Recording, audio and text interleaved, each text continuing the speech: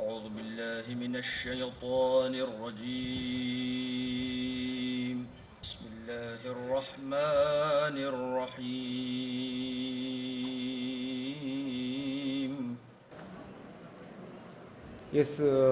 چونکہ پچھلی سیشن میں ایک مقالہ حجت الاسلام مولانا سید محمد شاہ قبلہ کا نہیں ہو پایا تھا، وہ بھی اس سیشن میں ہوگا اب.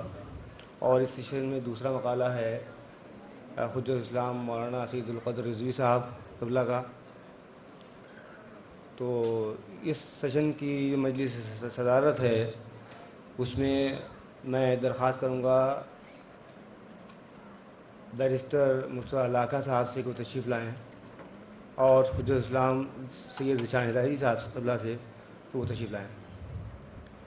آئیے حضور، آئیے تشریف لائیں. اب میں حجت الاسلام مولانا سید محمد شاہ صاحب قبلہ سے درخواست کروں گا کہ وہ تشریف لائیں اور اپنا مقالہ پیش کریں. آپ کے مقالے کا عنوان ہے نماز کی سماجی اہمیت.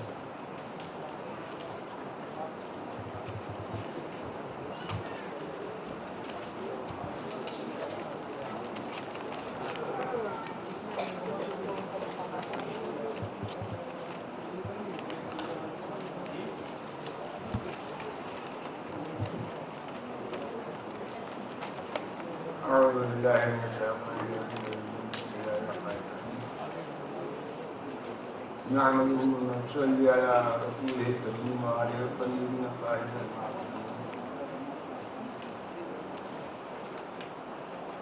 حضرات، میرے اس مقالے کا عنوان ہے نماز کی سماجی افادیت. اس میں آپ لوگوں کو جو اس کی کافی پہنچی ہے، کیونکہ کمپوزنگ کے سلسلے میں بہت اولویت سے کام لیا گیا. بھائی غلام حیدر صاحب کا حکم تھا، اس کی تعمیل میں میں نے اس کو امروہہ میں کمپوز کرایا. لیکن اس کے باوجود اس میں کچھ جملے رہ گئے جس کو میں نہ دیکھ سکا. بعد میں میری نظر سے جب مضمون گزرا تو میں نے اس میں کچھ بڑھایا ہے.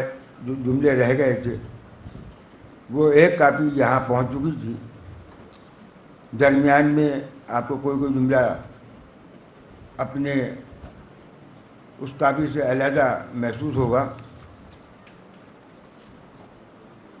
تاریخ ادیان کے مطالعے سے معلوم ہوتا ہے کہ تمام ادیان عالم میں دین اسلام ہی ایک ایسا منفرد دین اور دستور حیات ہے جس نے اپنی آئینی اور آخری کتاب قرآن مجید میں واضح طور پر اپنے دینی فطرت ہونے کا اعلان اس طرح کیا ہے: فاقم وجہک للدین حنیفا فطرت اللہ التی فطر الناس علیہا لا تبدیل لخلق اللہ ذالک الدین القیم ولکن اکثر الناس لا یعلمون.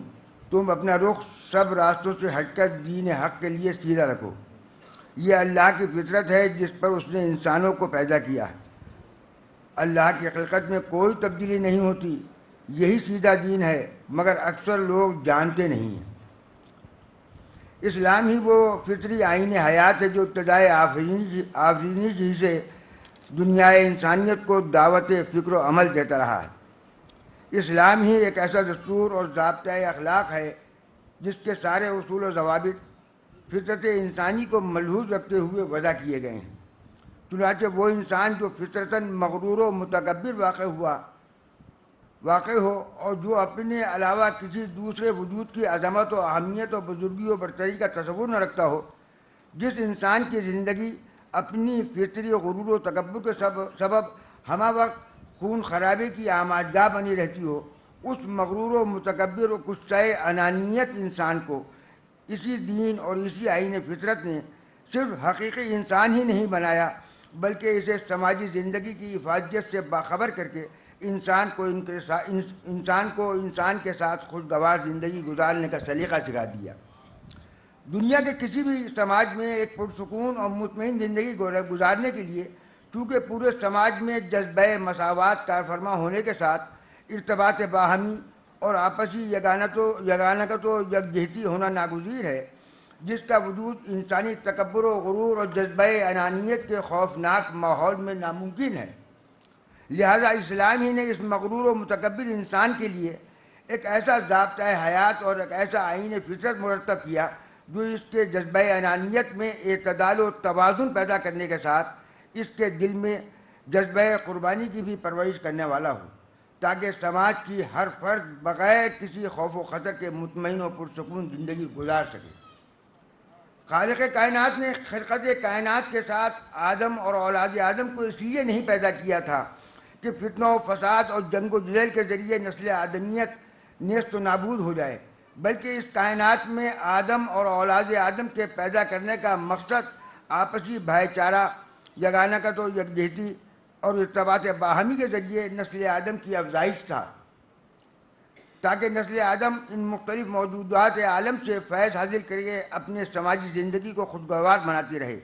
چنانچہ خداوند عالم نے دنیا کے پہلے انسان آدم کے ساتھ ہی ایک ضابطۂ حیات بھی نازل کیا۔ یہی وہ آئین حیات ہے جس آئین کی تبلیغ و اشاعت ہر دور میں انبیاء و مرسلین کرتے رہے ہیں۔ یہ ضابطۂ حیات اساسی طور پر تو وہی ہے جسے آدم اپنے ساتھ لے کر آئے تھے، البتہ فطری تقاضوں کے پیش نظر ارتقاء ذہن بشری کے مطابق اس کے احکام کی صورت و حیت میں تبدیلیاں ضرور واقع ہوتی رہی ہیں، لیکن یہ تمام احکام مطابق فطرت بشری وضع ہونے کے سبب اپنی اساس و اصول کے اعتبار سے بلا کسی تغیر و تبدیلی کے آج بھی وہی ہیں اور قیامت تک وہی رہیں گے جو ابتداء نازل کیے گئے تھے۔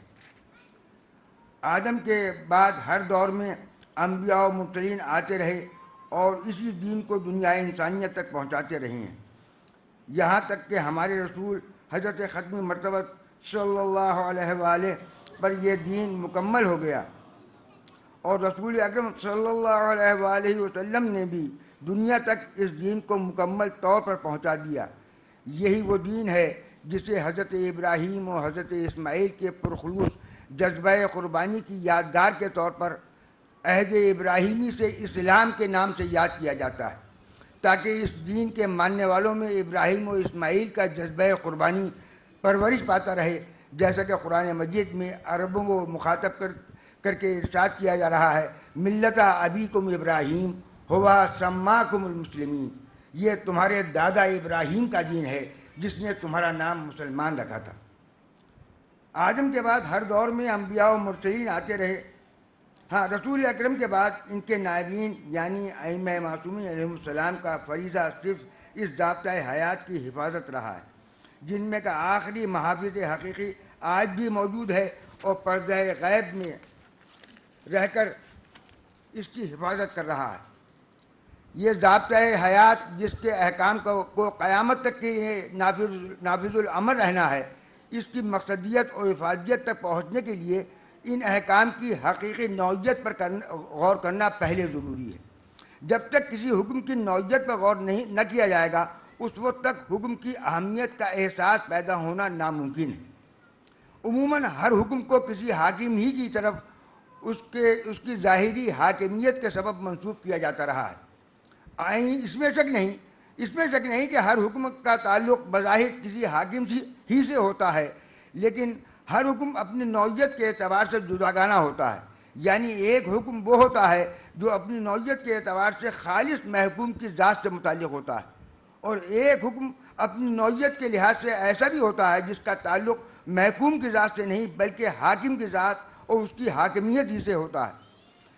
جس حکم میں محکوم کی ذاتی افادیت مضمر ہوتی ہے وہ بلا واسطہ محکوم سے متعلق ہوتا ہے، اور جو حکم حاکم کی ذاتی افادیت یا حاکمیت کے تحفظ و بقا کا حامل ہوتا ہے وہ حاکم کی ذات یا اس کی حاکمیت سے بالواسطہ تعلق رکھتا ہے۔ لہذا جو حکم حاکم کی ذات سے یا اس کی حاکمیت سے متعلق ہوتا ہے اس حکم کی بجاوری اور تعمیل میں حاکم محکوم کا محتاج ہوتا ہے، یعنی جب تک محکوم کی طرف سے حکم کی تعمیل نہ ہوگی اس وقت تک نہ حاکم کی ذات کو کوئی فائدہ ہو سکتا ہے اور نہ اس کی حاکمیت کا تحفظ ہو سکتا ہے۔ مثلا ایک باپ اپنے بیٹے کو علم حاصل کرنے کا حکم دیتا ہے تو اس حکم کا تعلق خالص محکوم کی ذات سے ہے جس میں محکوم ہی کی افادیت مضمر ہے، اگر بیٹا علم حاصل کرے گا تو عالم بن جائے گا، باپ عالم نہیں بن سکے گا۔ اور اگر یہی باپ اسی بیٹے کو اپنے پانی پلانے کا حکم دیتا ہے تو یہ حکم حاکم کی ذات سے متعلق نہ ہوتے ہوئے حاکم ہی کی افادیت کا باعث ہے، حاکم کی ذات سے متعلق ہوتے ہوئے حاکم ہی کی افادیت کا باعث ہے۔ اس لیے کہ بیٹے کے پانی پلانے سے باپ کی پیاس بجھ جائے گی، بیٹے کو کوئی فائدہ نہ ہوگا، یعنی جب تک بیٹا تعمیل حکم نہیں کرے گا باپ کی پیاس نہیں بجھ سکتی۔ اس مختصر محاکمے کی روشنی میں جب اسلامی احکام کے حقائق پر غور کیا جاتا ہے تو معلوم ہوتا ہے کہ یہاں حاکم اور اس کے حکم کی حیثیت روش عام سے بالکل علیحدہ ہے، اس لیے کہ اسلامی احکام کا حکم دینے والا وہ حاکم مطلق ہے جس پر محکوم کا حکم ماننا یا نہ ماننا کسی طرح اثر انداز نہیں ہو سکتا، یعنی حکم ماننے سے نہ اس کی حاکمیت و الوہیت میں کوئی اضافہ ہونے والا ہے اور حکم نہ ماننے سے اس کی حاکمیت و الوہیت کو کسی طرح کوئی زوال ہو سکتا ہے۔ اگر پوری کائنات ان احکام کو ماننے لگے تب بھی وہ اللہ اور حاکم مطلق ہی رہے گا، اور پوری کائنات ان احکام کو نہ مانے تب بھی وہ اللہ اور حاکم مطلق ہی رہے گا۔ اس صورت میں نہ اس کی الوہیت میں کمی آنے والی ہے اور نہ حاکمیت کو کسی طرح زوال پذیر ہونا ہے، لہذا ماننا پڑتا ہے کہ ان تمام احکام کا تعلق صرف اور صرف محکوم کی ذات سے ہے، جن کی بجاوری محکوم ہی کے لیے باعث افادیت ہے۔ یہ ضابطۂ حیات جس میں محکوم کی افادیت مضمر ہے، جو خالص انسانیت کے فروغ و ارتقاء کا ضامن ہے، اس کے تمام احکام میں اولیت نماز کو دی گئی ہے، جس میں خالق کائنات کی اکبریت و بزرگی کے اقرار کو بنیادی حیثیت حاصل ہے۔ اس چند روزہ حیات میں حکم نماز کی بجاوری کا فائدہ یقیناً انسان کو مرنے کے بعد آخرت میں بھی ملنے والا ہے، ورنہ معاد کا تصور لایعنی ہو کر رہ جائے گا۔ لیکن اس کے یہ معنی بھی نہیں ہے کہ نماز کا کلیتاً فائدہ آخرت ہی سے متعلق کر دیا جائے، اور جہاں کوئی عمل وقوع پذیر ہو رہا ہو اس جگہ سے اس عمل کے اثر کا کوئی تعلق و واسطہ نہ ہو۔ اس لیے کہ اولاً تو نماز میں خالق کی اکبریت کے اقرار کو ہی انسانی سماج کی اسلام میں اساسی حیثیت حاصل ہے، ورنہ وجوب نماز کا مقصد بے معنی ہو جائے گا۔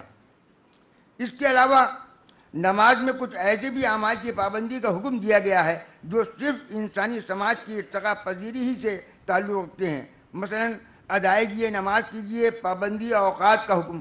اس کے علاوہ یہ بات بھی خصوصاً قابل غور ہے کہ ہر حاکم کا حکم اور اس کا اثر اپنے حدود حکمرانی اور دائرۂ حکومت میں پوری طرح نافذ و باثر ہوتا ہے، لہذا حکم نماز کے اثر کو بھی حاکم کے دائرۂ حکومت میں پوری طرح مؤثر ہونا چاہیے، اور نماز کا حکم دینے والا وہ حاکم مطلق ہے جس کا دائرۂ حکمرانی اس دنیا ہی تک محدود نہیں بلکہ دنیا و آخرت دونوں پر محیط ہے، لہذا اس کے حکم کا اثر یہاں بھی اور آخرت دونوں میں یکساں ہونا چاہیے۔ حقیقتاً نماز میں خالق کی اکبریت کا اقرار صرف سماجی تعمیر و ارتقاء کے لیے کرایا گیا ہے، اس لیے کہ انسان کا فطری تکبر و غرور ہی تمام سماجی برائیوں کی اساس ہے، اور نماز اسی تکبر و غرور کو نیست و نابود کرنے کا ایک بہترین ذریعہ ہے۔ لہذا نماز کو اگر اس کی مقصدیت کے پیش نظر رکھتے ہوئے ادا کیا جائے تو پھر کسی قسم کی سماجی برائی نماز گزار کے قریب نہیں آ سکتی ہے، جیسا کہ قرآن مجید کے سورہ عنکبوت میں نماز کی سماجی افادیت کے ذیل میں ارشاد کیا گیا ہے، ان الصلاۃ تنہی عن الفحشاء والمنکر ولذکر اللہ اکبر۔ نماز ہی مختلف اعمال سے مرکب ایک ایسا عمل ہے جو نماز گزار کو ہر برائی سے پاک و صاف رکھتا ہے، اور اللہ کا ذکر بہرحال اکبر ہے، یعنی نماز اس وقت نماز گزار کو ہر قسم کی برائی سے دور رکھے گی جب نماز گزار اللہ کے ذکر کی اکبریت کا احساس و اقرار کرتے ہوئے نماز ادا کرے۔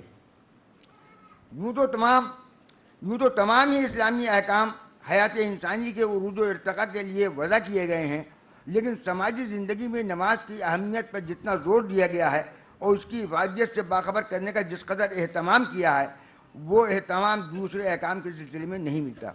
چنانچہ قرآن مجید میں بار بار مختلف انداز سے نماز قائم کرنے کی تاکید کے ساتھ مختلف کتب احادیث میں بکثرت ایسی احادیث بھی ملتی ہیں جن میں صفات و خصوصیات نماز کا ذکر کرتے ہوئے عظمت نماز کا احساس بیدار کر کے نماز گزار کو افادیت نماز سے آگاہ کیا گیا ہے۔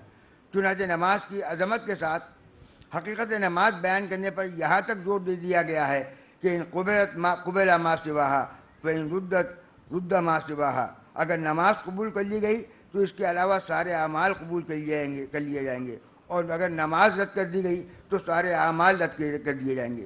خداوند عالم نے نماز میں اپنی اکبریت و بزرگی کا اقرار اس لیے نہیں کرایا ہے کہ معاذ اللہ خدا کو اس اقرار کی ضرورت تھی، بلکہ اس نے ذہن انسانی میں توازن و اعتدال پیدا کرنے کے لیے یہ اقرار اکبریت کرایا ہے۔ حقیقتاً انسان کا اپنے خالق کی اکبریت و بزرگی کا اقرار کرنا خالق کی ذات پر اثر انداز ہونے والا نہیں ہے۔ اس اقرار اکبریت سے صرف ذہن انسانی ہی متاثر کرنا مقصود ہے، اور یہ اسی کے فائدے کا باعث ہے، اس لیے کہ ذہن انسانی کو متوازن کرنے کی اس سے بہتر کوئی دوسری صورت نہیں ہو سکتی تھی۔ خالق کی ذات ایسے تمام نظریات سے بلند و ماورا ہے، اس کی اکبریت کا اقرار پوری دنیا انسانیت کرنے لگے تو بھی وہ اکبر تھا، اکبر ہے اور اکبر ہی رہے گا، اور اگر کوئی بھی اس کی اکبریت کا اقرار نہ کرے تب بھی اس کی اکبریت میں کوئی خلل واقع ہونے والا نہیں۔ نماز گزار کے محراب عبادت میں کھڑے ہو کر اپنے خالق کی اکبریت کے اقرار و اعتراف پر ہی اکتفا نہیں کیا گیا ہے، بلکہ نماز کی ادائیگی میں خدا کی اکبریت کے اقرار کے ساتھ نماز گزار کے لیے کچھ ایسی پابندیاں بھی عائد کر دی گئی ہیں جنہیں ملحوظ رکھے بغیر نماز کا مکمل ہونا ممکن نہیں ہے۔ یعنی جس طرح نماز میں خدا کی اکبریت کے اقرار کو اولین حیثیت حاصل ہے، اسی طرح اقرار اکبریت کے ساتھ نماز کے لیے کچھ مبادیات اور ارکان کو بھی نماز کی اساس قرار دیا گیا ہے، جن کا بخلوص قلب معمولات نماز قرار دے کر ان پر عمل کرنا لازمی ہے۔ چنانچہ اس سلسلے میں سب سے پہلے وقت کی اہمیت پر زور دیا گیا ہے، اور رات و دن دونوں میں ہر نماز گزار کے لیے صرف 5 وقت کی نماز فرض قرار دی گئی ہے، جن کی ادائیگی میں اوقات کی پابندی کرنا نماز گزار کے لیے ضروری ہے۔ اس سلسلے میں نماز گزار کو یہ اختیار نہیں دیا گیا ہے کہ وہ وقت کا لحاظ رکھے بغیر جس وقت چاہے یا جس وقت بھی آسانی و سہولت حاصل ہو اس وقت نماز ادا کر دی جائے، یا صبح کے وقت قبل طلوع آفتاب، چونکہ نیند عموماً غالب رہتی ہے تو جس وقت بھی بستر چھوڑا جائے پہلے صبح کی نماز ادا کر دے، پھر کاروبار حیات میں مشغول ہو، یا دن بھر کی مختلف اوقات کی نمازیں اطمینان و سکون کے ساتھ صبح یا شام کے وقت ایک ساتھ ادا کر دی جائیں۔ اس سلسلے میں نماز گزار کو کسی قسم کی تبدیلی کا کوئی اختیار نہیں دیا گیا ہے، بلکہ ہر نماز کو وقت مقررہ کے اندر ادا کرنے کی تاکید کی گئی ہے۔ چنانچہ قرآن مجید میں اجمال کے باوجود اوقات نماز کے سلسلے میں کافی اہتمام ملتا ہے۔ مثلا سورہ نساء میں اوقات نماز کی پابندی کے سلسلے میں اس طرح واضح اعلان کیا جا رہا ہے، فَأَقِیمُوا الصَّلَاةَ إِنَّ الصَّلَاةَ كَانَتْ عَلَى الْمُؤْمِنِينَ مَوْقُوتًا، تم نماز قائم کرو، مومنین پر نماز کو پابندی اوقات کے ساتھ واجب قرار دیا گیا ہے۔ یا سورہ حود میں ارشاد ہو رہا ہے، وَأَقِیمُوا الصَّلَاةَ طَرَفَیِ النَّہَارِ وَزُلَفًا مِنَ اللَّیلِ، اے رسول دن کے دونوں کنارے اور کچھ رات گئے نماز پڑھا کرو۔ یا سورہ بنی اسرائیل میں اوقات پر اس طرح روشنی ڈالی گئی ہے، اقم الصلاۃ لدلوک الشمس الی غسق اللیل وقرآن الفجر ان قرآن الفجر کان مشہودا، اے رسول سورج کے ڈھلنے سے رات کے اندھیرے تک نماز پڑھا کرو۔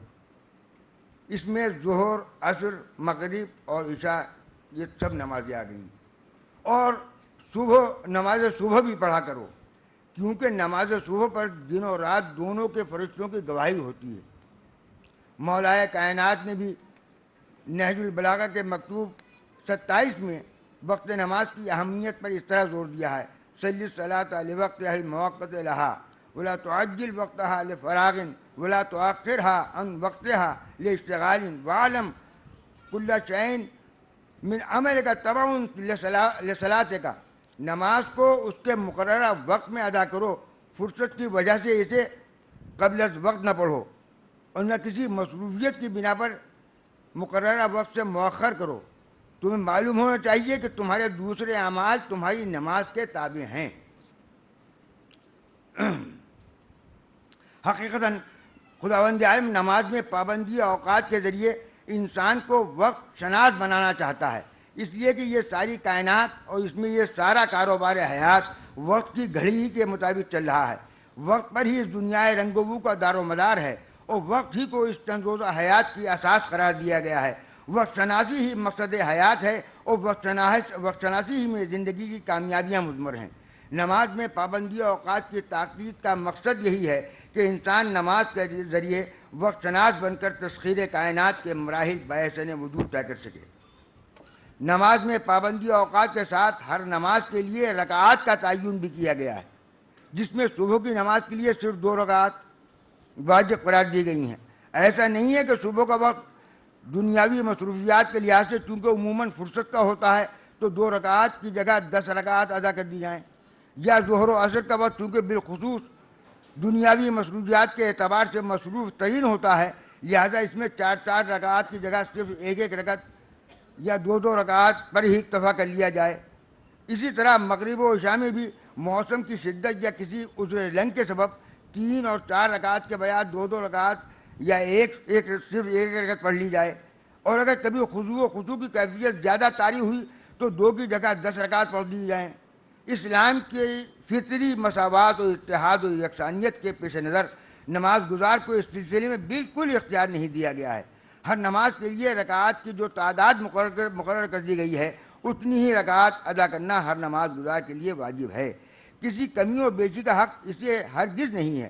حقیقتاً خداوند عالم نماز میں رکعات کی پابندی کے ذریعے بھی انسان کے ذہن میں وقت کی اہمیت اور کام کی نوعیت کا احساس بیدار رکھنے کے ساتھ تعمیل حکم کے جذبے کو پختہ و توانا بنانا چاہتا ہے تاکہ انسان بخلوص قلب اپنے تعمیل حکم کے ریاض مسلسل کے ذریعے اس فطری غرور کے اثرات کو تدریجاً دور کر سکے جو پیدائشی طور پر وہ ساتھ لایا ہے.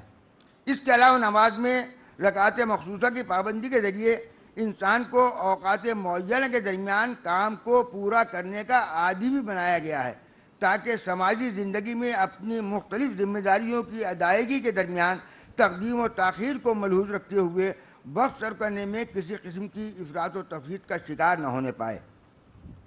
نماز میں ارکان نماز کے درمیان ترتیب و موالات کو بھی ملحوظ رکھنے کا حکم دیا گیا ہے، جس میں سب سے پہلے نیت، پھر بحالت قیام تکبیرۃ الاحرام، اس کے بعد قیام متصل برکوع، پھر رکوع، اس کے بعد سجود کی منزل آتی ہے. اگر نماز میں یہ ترتیب برقرار نہیں رہتی ہے تو نماز باطل ہو جاتی ہے. یہاں عام ذہنوں میں یہ سوال پیدا ہو سکتا ہے کہ ارکان نماز میں ترتیب برقرار رکھنے کے سلسلے میں اس قدر شدت کیوں اختیار کی گئی ہے؟ اگر نماز میں تمام ارکان کو بلا ترتیب ادا کر دیا جائے تو صحت نماز میں کیا فرق آ سکتا ہے؟ تو یہاں پہلی بات تو یہی ہے کہ نماز گزار ترتیب میں تبدیلی کرنے یا ترتیب کا خیال نہ رکھنے کے سبب حکم کی سرتابی کا مرتکب قرار پاتا ہے، اس لیے کہ اس طور سے تعمیل حکم پوری طرح نہیں ہو سکی. کیونکہ اس صورت میں نماز گزار نے حکم نماز کو تو مانا لیکن طریقہ نماز کو نہ مانا، جس سے نماز گزار کی نظر میں حکم کے غیر وقیع اور غیر اہم ہونے کا ثبوت ملتا ہے، اور حکم کے غیر اہم ہونے سے حاکمیت مجروح ہوتی ہے جو ذات باری تعالیٰ کے لیے محال ہے. حقیقتاً خداوند عالم کا مذکورہ ترتیب کو واجب قرار دینا صرف اس لیے ہے کہ ذہن انسانی میں نماز کے ذریعے ترتیب کار کی اہمیت کا احساس بیدار رہے تاکہ انسان زندگی کے مختلف مراحل میں ہر کام کو اس کی نوعیت و حیثیت کے مطابق بروقت انجام دینے کا عادی بن جائے.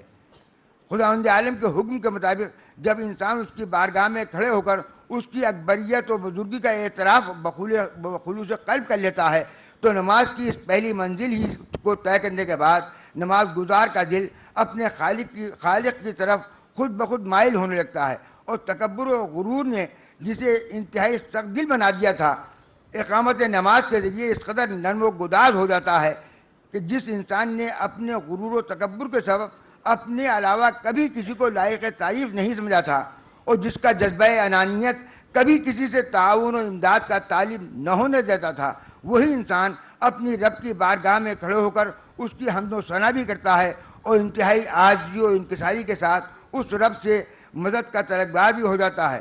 اور یہی عاجزی و انکساری نماز گزار کو خود بخود اپنے رب کے سامنے اس طرح جھکا دیتی ہے کہ نماز گزار قیام سے رکوع میں جا کر فرط خلوص و عقیدت میں اپنے رب کی پاکیزگی اور عظمت کا اعتراف بتکرار کرنے لگتا ہے۔ اس کے بعد فخریہ انداز میں رکوع سے سر کو اٹھاتا ہے تو سر بلند ہو کر اپنے عمل کی قبولیت کے سلسلے میں اظہار اطمینان کرتے ہوئے والہانہ انداز میں سجدہ خالق میں اپنی پیشانی رکھ دیتا ہے اور بارگاہ احادیت میں اس کی پاکیزگی اور بلندی اور اپنی کہتری اور کمتری کا بخلوص قلب اقرار کرتے ہوئے اس مقام ابدیت پر فائز ہو جاتا ہے جسے ابدیت کی میراث قرار دیا گیا ہے۔ یہ ایک مسلمہ حقیقت ہے کہ زندگی میں کچھ کام ایسے ہوتے ہیں جو اپنی نوعیت کے اعتبار سے تعمیر کے بعد بجائے خود تنہا اپنے مقام پر مکمل ہو جاتے ہیں۔ اس کے برخلاف کچھ کام ایسے بھی ہوتی ہیں جو مختلف کاموں سے مرکب ہوتے ہوئے سب سے مل کر پائے تکمیل تک پہنچتے ہیں۔ مثلا رہنے کے لیے گھر کا تعمیر کرنا جو اپنے مقام پر مختلف ابتدائی مراحل سے مرکب ہو کر پائے تکمیل تک پہنچتا ہے، جس میں سب سے پہلا مرحلہ بنیاد تیار کرنا ہے جو بجائے خود ایک مکمل کام ہے، پھر اس بنیاد پر ستون قائم کرنا، اس کے بعد ان ستونوں پر چھت ڈالنا۔ یقیناً یہ تمام مراحل الگ الگ اپنے مقام پر مکمل کام کہلاتے ہیں، لیکن گھر بنانے کا کام صرف بنیادیں تیار کر دینے سے مکمل نہ ہو سکے گا، یا ان بنیادوں پر ستون کھڑے کر دینے سے گھر نہیں بند کہلائے گا جب تک ان ستونوں پر چھت بھی نہ ڈال دی جائے۔ اور پورے مرحلے یعنی گھر کے مکمل ہونے کے لیے تمام متعلقہ کاموں میں ترتیب کا بھی ہونا نہایت ضروری ہے، جس میں پہلے بنیاد قائم کرنا، پھر اس پر ستون کھڑے کرنا، اس کے بعد ستونوں پر چھت ڈالنا۔ ایسا ہرگز ممکن نہیں ہے کہ بنیاد اور ستونوں سے پہلے چھت ڈال دی جائے، پھر ستون کھڑے کیے جائیں، اس کے بعد بنیاد کا قیام عمل میں آئے، تو گھر کی تعمیر ہرگز نہیں ہو سکتی، اس لیے کہ ترتیب کار میں تبدیلی واقع ہونے سے کسی کام کو انجام تک نہیں پہنچایا جا سکتا۔ کسی بھی کام کو انجام تک پہنچانے کے لیے جس طرح ترتیب کار کو ملحوظ رکھنا ناگزیر ہے، اسی کے ساتھ اس میں موالات کا ہونا بھی نہایت ضروری ہے۔ اس لیے کہ مذکورہ مثال کے مطابق اگر گھر کی تعمیر میں ستون بنا کر چھوڑ دیے جائیں اور کچھ عرصے بعد ان ستونوں پر چھت ڈالنے کا ارادہ کیا جائے تو یہ تعمیر شدہ ستون اس عرصے میں یا تو منہدم ہو جائیں گے یا پھر کم از کم کمزور ضرور ہو جائیں گے، جن کو چھت ڈالنے سے پہلے ازسر نو تعمیر کرنا یا کم از کم انہیں درست کرنا لازمی ہوگا۔ بہرطور یہ مسلمہ امر ہے کہ جس کام میں موالات پائی جاتی ہے ان کا انجام بھی بہتر صورت میں سامنے آتا ہے، اور جس میں موالات نہیں ہوتی اس میں نقص رہ جانا بہرحال لازمی ہے۔ نماز میں خداوند عالم نے جن امور کو واجب قرار دیا ہے وہ تمام امور وہی ہیں جو ہمہ وقت حیات انسانی میں درپیش رہتے ہیں، اور جن امور سے آشنائی ہر انسان کے لیے اپنی زندگی کو کامیاب بنانے کے لیے ضروری ہے۔ اسی لیے خداوند عالم نے انسان کو نماز کے لیے صرف ان امور سے آشنا ہی نہیں کیا ہے بلکہ ان امور کی مشق و ممارست کا بہترین موقع فراہم کیا ہے تاکہ انسان ان امور کا عاجز بن کر زندگی کے تمام معاملات کو بحسن وجوہ انجام تک پہنچا سکے۔ نماز کی ادائیگی کے سلسلے میں ان امور کے ساتھ یہ بھی تاکیدی حکم ہے کہ اگر مسجد قریب ہو تو نماز مسجد میں ادا کی جانی چاہیے۔ حقیقتاً خداوند عالم انسانی سماج کو ارتقاء پذیر بنانا چاہتا ہے، اس نے نماز کو انسانی سماج کی تعمیر و ترقی کا ذریعہ قرار دیا ہے، جس کے لیے تمام انسانوں کے درمیان آپسی نظریہ مساوات، بھائی چارہ، یگانت و یکجہتی، اتحاد و اتفاق، ارتباط باہمی اور جذبہ دستگیری و معاونت کا ہونا لازمی ہے، جو بغیر آپسی معاملات اور دوستی و مربت کے ناممکن ہے۔ اس لیے نماز کے لیے گھر کے مقابلے میں مسجد میں پڑھنا بہتر قرار دیا گیا ہے، جہاں مختلف لوگوں سے ملاقات کے مواقع بآسانی فراہم ہو سکتی ہیں۔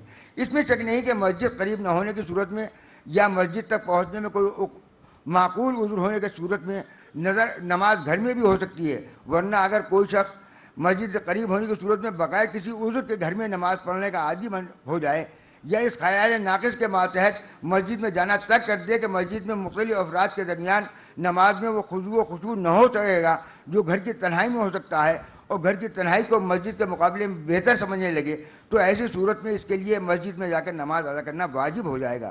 اس لیے کہ مسجد کے مقابلے میں گھر کی تنہائی میں نماز پڑھنا صرف وہی شخص بہتر سمجھے گا جس کا ذہن لاشعوری طور پر تکبر زدہ ہوتے ہوئے مقصد نماز کی اہمیت سے محض ناآشنا ہوگا۔ حقیقتاً یہ تنہا پسندی نماز گزار کے تحت شعور میں تکبر و غرور کی غمازی کرتی ہے۔ اسی کے ساتھ نماز گزار کے لیے جماعت سے نماز ادا کرنے کی بھی تاکید کی گئی ہے، یعنی گھر سے قریبی مسجد میں اگر باقاعدہ جماعت ہو رہی ہو تو نماز گزار کے لیے باجماعت نماز ادا کرنا ضروری ہے۔ اگر کوئی نماز اگر کوئی نماز گزار صرف اس خیال سے جماعت میں شریک ہونا ترک کر دے کہ جماعت میں مختلف افراد کے ساتھ نماز ادا کرنے میں وہ خضوع و خضوع نہیں ہو سکتا جو گھر کی تنہائی میں ہوتا ہے، اور گھر کے اندر یا مسجد ہی میں جب مسجد خالی ہو جائے خود کو نماز پڑھنے کا عادی بنا لیا جائے، تو اس صورت میں صحت نماز کے سلسلے میں اشکال پیدا ہو جائے گا، کیونکہ اس غلط فکر اور ناقص عمل سے نماز کی مقصدیت مجروح ہوتی ہے، یعنی نظریہ اجتماعیت اور باہمی تعاون اور یکجہتی، جسے اصلاً نماز جماعت کی اساس قرار دیتے ہوئے سماجی ارتقاء کا ضامن بتایا گیا ہے، اس خود ساختہ نظریے سے بالکل پامال ہو جاتی ہے۔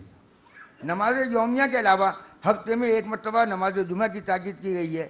نماز یومیہ کے لیے قریبی مسجد میں جا کر نماز ادا کرنے کا حکم ہے، اور نظریہ اجتماعیت و باہمی تعاون کو مزید طاقتور بنانے کے لیے ہفتے میں ایک مرتبہ جمعے کے دن بستی کی مسجد جامع میں جا کر جمعہ ادا کرنے کا حکم دیا گیا ہے۔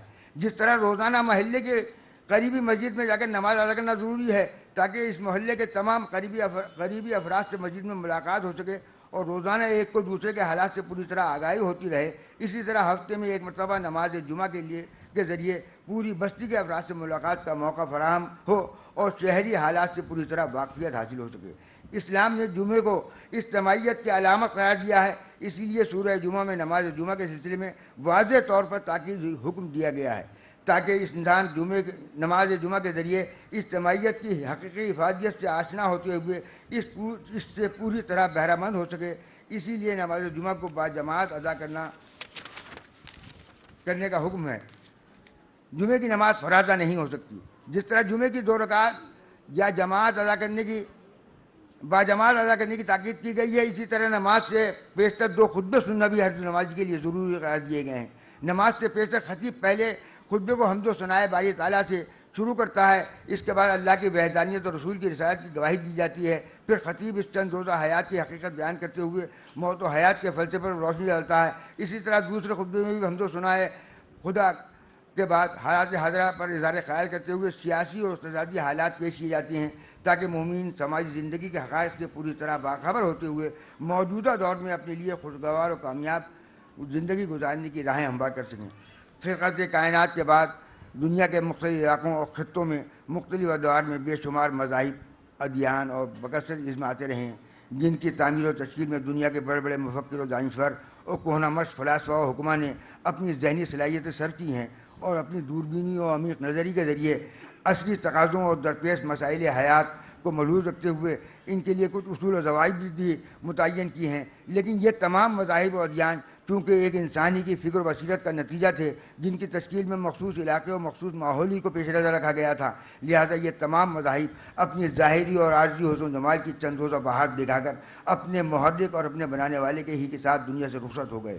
لیکن اسلام ابتدائے آفرینی سے لے کر آج تک اپنے اساسی اصول و ضوابط کے ساتھ زندہ اور زندگی بخش ہے اور قیامت تک اسی طرح زندہ و پائندہ رہے گا اور اپنے ماننے والوں کو حیات تازہ سے سرفراز کرتا رہے گا۔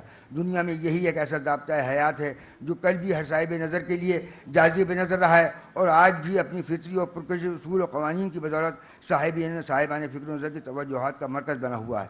حقیقتاً اسلامی اصول و قوانین کا بنانے والا اس دنیا کا کوئی مفکر و دانشور انسان نہیں ہے، بلکہ اس کے اصول وضع کرنے والی وہ ذات واحد ہے جس نے اس پوری کائنات کو خلق فرمایا ہے۔ اس نے دنیا کے پہلے انسان آدم کو خلق فرمایا تو اس کے زندگی گزارنے کے لیے فطرت انسانی کو ملحوظ رکھتے ہوئے اس آئین حیات کو بھی وضع کیا ہے۔ جس طرح فطرت میں کوئی تبدیلی واقع نہیں ہونے والی ہے، اسی طرح یہ آئین بھی اپنے اصول و ضوابط کے لحاظ سے ہر قسم کے تغیر و تبدیلی سے ماورا ہے۔ خالق کائنات نے اسلام کے جتنے اصول وضع کیے ہیں چونکہ سب فطری تقاضوں کے مطابق ہیں، اس لیے اس کے احکام میں بھی کوئی حکم ایسا نہیں ہے جو ہر دور میں سماجی قدروں کی نشو و نما اور تعمیر و ارتقاء کا ضامن نہ رہا ہو۔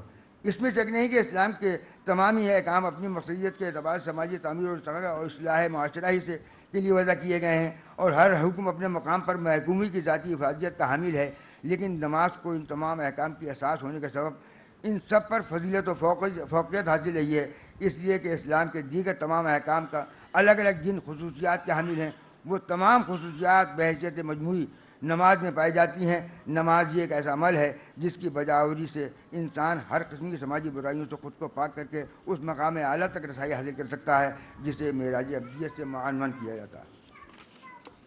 شکریہ۔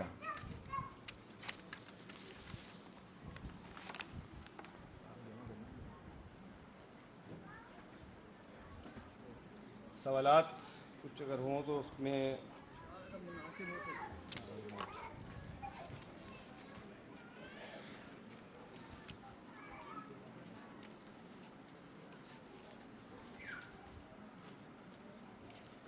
یہ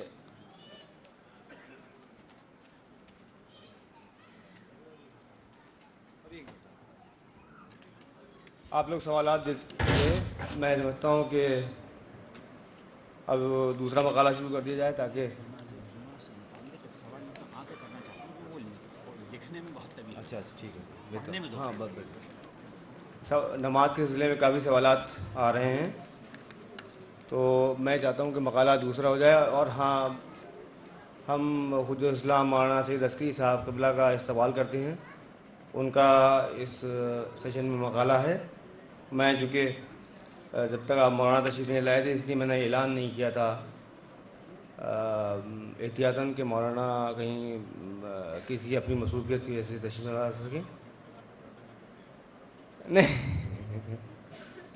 نہیں، کل لاسٹ میں آپ تشریف نہیں لائے تھے، میں نے سوچا کہ آپ آج نہ پھنس جائیں آپ. نہیں، ہاں وعدہ نہیں کیا، جی نہیں، یہ تو آپ صحیح فرمایا. جی جی جی، تو اس لیے میں نے بہرحال اعلان نہیں کیا تھا. تو مولانا عسکری صاحب کا بھی اس سیشن میں مقالہ ہے. اب میں مولانا عبدالقادر رضوی صاحب سے گزارش کروں گا کہ تشریف لائیں. اور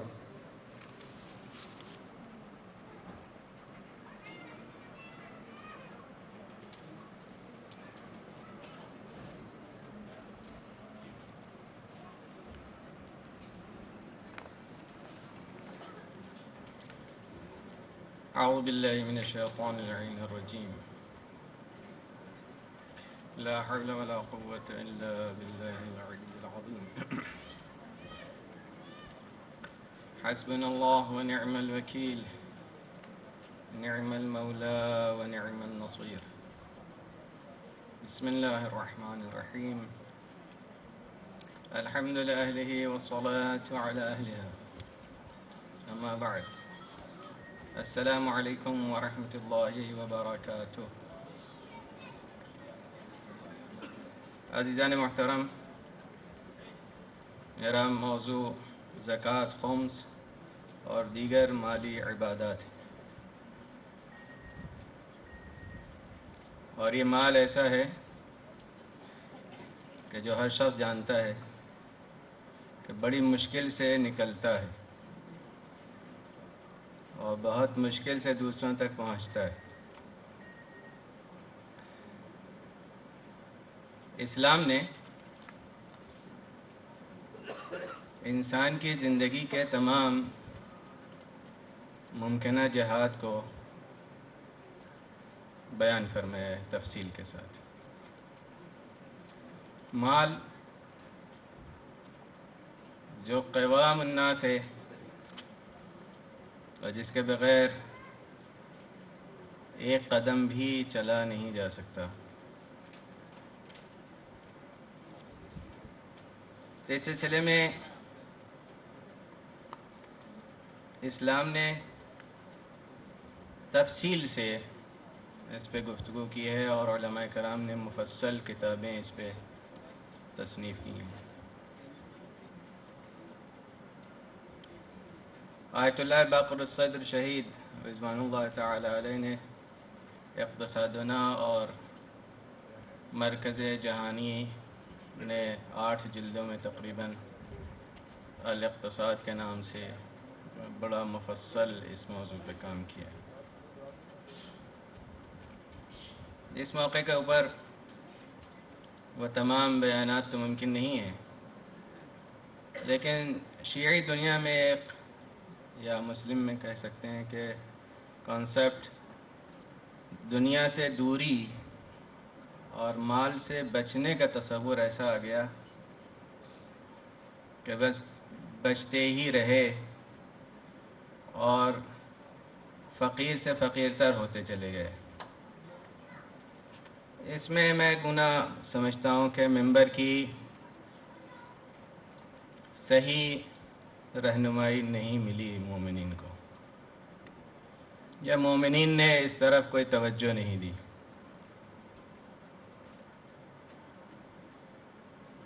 مال پہ ہمارا قابو ہونا چاہیے، مال کے قابو میں ہمیں نہیں ہونا چاہیے۔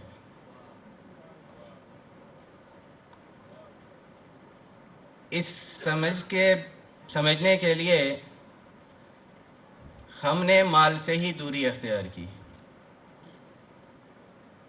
اور ہم یہ سمجھے کہ نہ کمانا بہتر ہے، فاقہ رہنا بہتر ہے، گھر میں بیٹھا رہنا، بیکار رہنا بہتر ہے، جبکہ مال کے بغیر ایک قدم بھی چلا نہیں جا سکتا۔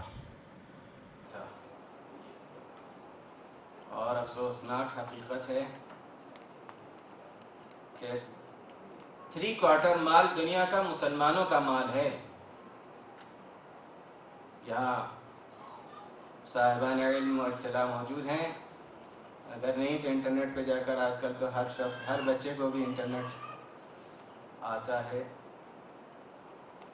کہ اس وقت 3/4 دنیا کا مال مسلمانوں کا مال ہے۔ اور افسوسناک حقیقت یہ بھی ہے کہ مسلمانوں کے پاس اتنا مال ہونے کے باوجود مسلمان دنیا کا فقیر ترین مسلمان ہے، انسان۔ یہ بھی ایک بڑی حقیقت ہے کہ مسلمانوں کو اپنے مال کا استعمال بھی نہیں آتا ہے، جو ایک دوسری بڑی حقیقت ہے۔ مال ہمارا ہے، کنٹرول کسی اور کا ہے، اس سے بڑھ کے کیا غربت و افلاس ہوگا۔ تو عزیزوں، میں مقالہ شروع کرتا ہوں۔ مال دنیاوی زندگی کا قوام ہے، اور چونکہ دنیا آخرت کی کھیتی ہے، آخرت اس دنیا کا باطن ہے، اس لیے مال کا دخل آخرت سازی میں انتہائی اساسی اور بنیادی ہے۔ اس لیے اسلام نے مالی معاملات کی صحت و درستی پر بھی بے انتہا زور دیا ہے، اور بعض اہم مالی عبادتیں بھی مقرر فرمائی ہیں۔ اس سے قبل کہ میں ان مالی عبادات کا قدر تفصیل کے ساتھ ذکر کروں، قرآن مجید کے بعض آیات کی طرف آپ کی توجہ مبذول کرانا ضروری سمجھتا ہوں۔ دیکھیے کہ قرآن حکیم کا یہ ارشاد کس قدر فکر انگیز ہے۔ اعلموا انما الحیاة الدنیا لعب ولہو وزینة وتفاخر بینکم وتکاثر فی الاموال والاولاد كمثل غيث أعجب الكفار نباته ثم يهيج فتراه مصفرا ثم يكون حطاما وفي الآخرة عذاب شديد ومغفرة من الله ورضوان وما الحياة الدنيا إلا متاع الغرور۔ سورہ حدید آیت نمبر 20۔ جان لو کہ دنیا کی زندگی تو بس کھیل تماشا، ظاہری زینت اور آرائش، اور آپس میں ایک دوسرے پر فخر و ناز اور مال و اولاد کی زیادتی کی خواہش اور کد و کاوش سے عبارت ہے۔ اور اس دنیاوی زندگی کی مثال اس بارش کی سی ہے جس کی وجہ سے کسانوں کی کھیتی لہلہاتی ہے اور ان کو خود خوش کر دیتی ہے، پھر سوکھ جاتی ہے تو تم اسے دیکھتے ہو کہ زرد ہو جاتی ہے، پھر چور چور ہو جاتی ہے، اور آخرت میں اس دنیا کو ایمانداری کے ساتھ اچھی طرح نہ برتنے والوں کے لیے سخت عذاب ہے، ورنہ خدا کی طرف سے بخشش اور خوشنودی ہے۔ اور یاد رکھو کہ دنیاوی زندگی سوائے سامان فریب کے اور کچھ بھی نہیں ہے۔ اس آیت کریمہ میں حیات دنیاوی کو کھیل تماشا ضرور کہا گیا ہے، اور اس کے علاوہ بھی بعض آیات میں یہی تعبیر دہرائی گئی ہے، لیکن اسی کے ساتھ اسی قرآن میں یہ بھی کہا گیا ہے کہ ہم نے اس دنیا کو یا انسان کو عبث یا باطل و بے مقصد پیدا نہیں کیا ہے۔ افحسبتم انما خلقناکم عبثا وانکم الینا لا ترجعون، کیا تم نے یہ گمان کیا ہے کہ ہم نے تم کو عبث بیکار پیدا کیا ہے؟ سورہ مؤمنون آیت نمبر 115۔ وما خلقنا السماء والارض وما بینہما باطلا، سورہ صاد آیت نمبر 22۔ ہم نے اس زمین اور آسمان کو اور جو کچھ ان کے درمیان میں ہے باطل و بے مقصد پیدا نہیں کیا ہے۔ اور سب سے دلچسپ تعبیر ان آیتوں میں اختیار کی گئی ہے وما خلقنا السماء والارض وما بینہما لاعبین، سورہ انبیاء آیت نمبر 16۔ اور دوسری مقام پہ بھی اسی طریقے سے ہم نے یہ آسمان اور زمین اور جو کچھ اس کے درمیان میں ہے کھلواڑ میں پیدا نہیں کیا ہے۔ قرآن مجید کی ان آیات و مقامات پر غور کرنے سے یہی نتیجہ نکلتا ہے کہ یہ عرصہ دنیا کھیل تماشے کا میدان ضرور ہے، مگر خود اس کھیل تماشے کا اہتمام محض کھلواڑ میں نہیں کیا گیا، بلکہ اس کا کوئی بڑا مقصد ہے۔ اسے بڑے تدبر اور بڑے مضبوط اور نقشے کے ساتھ بنایا گیا ہے، جس طرح کسی کالج یا یونیورسٹی کے کیمپس میں کھیل کا میدان اور تماشے کا مقام ضرور بنایا جاتا ہے، مگر وہ بھی پہلے ہی سے اس یونیورسٹی کے بامقصد پلان کا ایک اہم حصہ ہوتا ہے۔ مقصد یہ ہے کہ کھیل میں کامیاب زندگی بسر کر ڈالو، زندگی نہ بے مقصد ہو نہ بے کیف اور بوجھل۔ اسی ضمن میں یہ بھی غور طلب ہے کہ قرآن مجید نے مال و اولاد کو اس حیات دنیاوی کی زینت بھی کہا ہے، اور اسے فتنہ یعنی آزمائش بھی، بالکل اسی طرح جیسے ہمارے کھیل میں ہیں تو کھیل، مگر انہی کھیلوں میں کھلاڑیوں کی بڑی اور کڑی آزمائش بھی ہوتی ہے، اور پھر اسی سے ان کی آمدنی اور کامیابیوں کا تعلق بھی ہوتا ہے۔ قرآن مجید کی جس آیت میں مال اور اولاد کو زینت سے تعبیر کیا گیا ہے وہ سورہ کہف کی 46ویں آیت ہے، اور بھی کئی لحاظ سے بہت غور طلب ہے۔ المال والبنون زینت الحیات الدنیا والباقیات الصالحات خیر عند ربک ثوابا وخیر املا۔ دھن دولت اور بچے حیات دنیاوی کی زینت ہیں، اور باقی رہنے والی نیکیاں تمہارے پروردگار کے نزدیک ثواب میں کہیں زیادہ اور بہتر، اور امید براری کے لحاظ سے بھی کہیں زیادہ اور بہتر ہیں۔ اور یہ آیت بھی سماعت فرما لیجئے، انما اموالکم واولادکم فتنہ واللہ عندہ اجر عظیم، سورہ تغابن آیت نمبر 151۔ تمہارے دھن دولت اور تمہارے بچے، تمہاری اولاد بڑی آزمائشیں ہیں، اور اللہ ہی کے پاس اس آزمائش میں کامیابی حاصل کرنے کا عظیم اور ناقابل تصور اجر ہے۔ الباقیات الصالحات اور باقی رہنے والی نیکیاں آیت کے سیاق و سباق میں دولت کے صحیح استعمال اور اولاد کی صحیح تربیت سے وجود میں آتی ہیں، اور انہی کا اجر عظیم انسان کی آخرت کو روشن اور تابناک بناتا ہے۔ چنانچہ دنیاوی زندگی کی اس آزمائش میں کامیابی حاصل کرنے کے لیے جہاں ہمیں کچھ خالص روحانی اور بدنی عبادتیں سکھائی گئی ہیں، وہیں کچھ مالی عبادتیں بھی مقرر کی گئی ہیں۔ قرآن مجید کے بالکل ہی آغاز میں وَمِمَّا رَزَقْنَاهُمْ يُنْفِقُونَ کہہ کر انہی مالی عبادات کی طرف متوجہ کرایا گیا ہے۔ اس کے بعد پورے قرآن میں حکمت و نظم میں قرآنی کے مطابق زکوٰۃ، خمس، فطرے اور دیگر صدقات واجبہ اور مستحبہ کا ذکر کیا گیا ہے۔ زکوٰۃ، مذہب جعفری میں زکوٰۃ ضروریات دین اور مذہب میں شمار ہوتی ہے، جس کا منکر کافر قرار دیا گیا ہے۔ چنانچہ عروۃ الوثقی کی عبارت ہے منکرہ مع العلم بہ کافر۔ البتہ مذہب جعفری کے مطابق زکوٰۃ صرف 9 چیزوں میں واجب ہے۔ پہلے گندم یعنی گیہوں، دوسرے جو، تیسرے خرما، چوتھے کشمش، پانچویں سونا، چھٹے چاندی، ساتویں اونٹ، آٹھویں گائے، نویں گوسفند۔ یہاں ایک مشہور اعتراض سامنے آتا ہے کہ آخر زکوٰۃ صرف 9 ہی چیزوں میں کیوں واجب قرار دی گئی، اور بعض حضرات تو اسی بنا پر یہ سمجھنے لگے ہیں یا کہنے لگے ہیں کہ مذہب جعفری میں زکوٰۃ ہے ہی نہیں۔ یہ محض حکم زکوٰۃ سے ناواقفیت اور اس کے دلائل سے بے خبری کا نتیجہ ہے، ورنہ جیسا کہ ابھی عرض کیا گیا زکوٰۃ ضروریات دین مذہب میں سے ہے، اور منکر زکوٰۃ کافر کے حکم میں قرار دیا گیا ہے۔ زکوٰۃ مصطلح کہ صرف 9 چیزوں میں منحصر ہونے کی وجہ حکم رسول ہے۔ چنانچہ کتاب من لا یحضر الفقیہ میں علامہ صدوق نے حسن بن محبوب اور عبداللہ بن سنان کی سند سے حضرت امام جعفر صادق علیہ السلام سے یہ بیان نقل کیا ہے کہ آپ نے فرمایا جب آئے زکوٰۃ خذ من اموالہم صدقۃ تطہرہم وتزکیہم بہا نازل ہوئی، اور یہ ماہ مبارک رمضان کی بات ہے، تو رسول خدا صلی اللہ علیہ وآلہ وسلم نے لوگوں میں منادی کرائی کہ اللہ سبحانہ وتعالی نے جس طرح نماز فرض کی تھی اسی طرح تم لوگوں پر زکوٰۃ فرض فرمائی ہے، اور اللہ نے سونے، چاندی، اونٹ، گائے، گوسفند، گندم، جو، خرمے اور کشمش پر زکوٰۃ واجب فرمائی ہے، اور اس کے سوا کسی اور چیز میں زکوٰۃ واجب نہیں فرمائی ہے۔ اس کی شرح میں علامہ مجلسی اول رحمۃ اللہ علیہ نے فرمایا ہے کہ قطع نظر اس سے کہ یہ روایت صحیح السند ہے، اور اس کے علاوہ بہت سی روایتیں شیعہ اور سنی دونوں مصادر سے موجود ہیں جن میں 9 ہی چیزوں پر وجوب زکوٰۃ کا تذکرہ پایا جاتا ہے۔ بہرحال اس کے شواہد کا تذکرہ مفصل جداگانہ مقالے کا مقتضی ہوگا، اس لیے اسی قدر حوالے پر اکتفا کرنا مناسب معلوم ہوتا ہے۔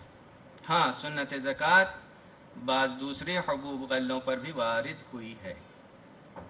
ذرا دیر کے لیے اس بحث کو یہیں روک کر ہم پہلے ایک اساسی نقطے کی طرف اشارہ کر دیں تو شاید بات اور بھی واضح ہو جائے گی۔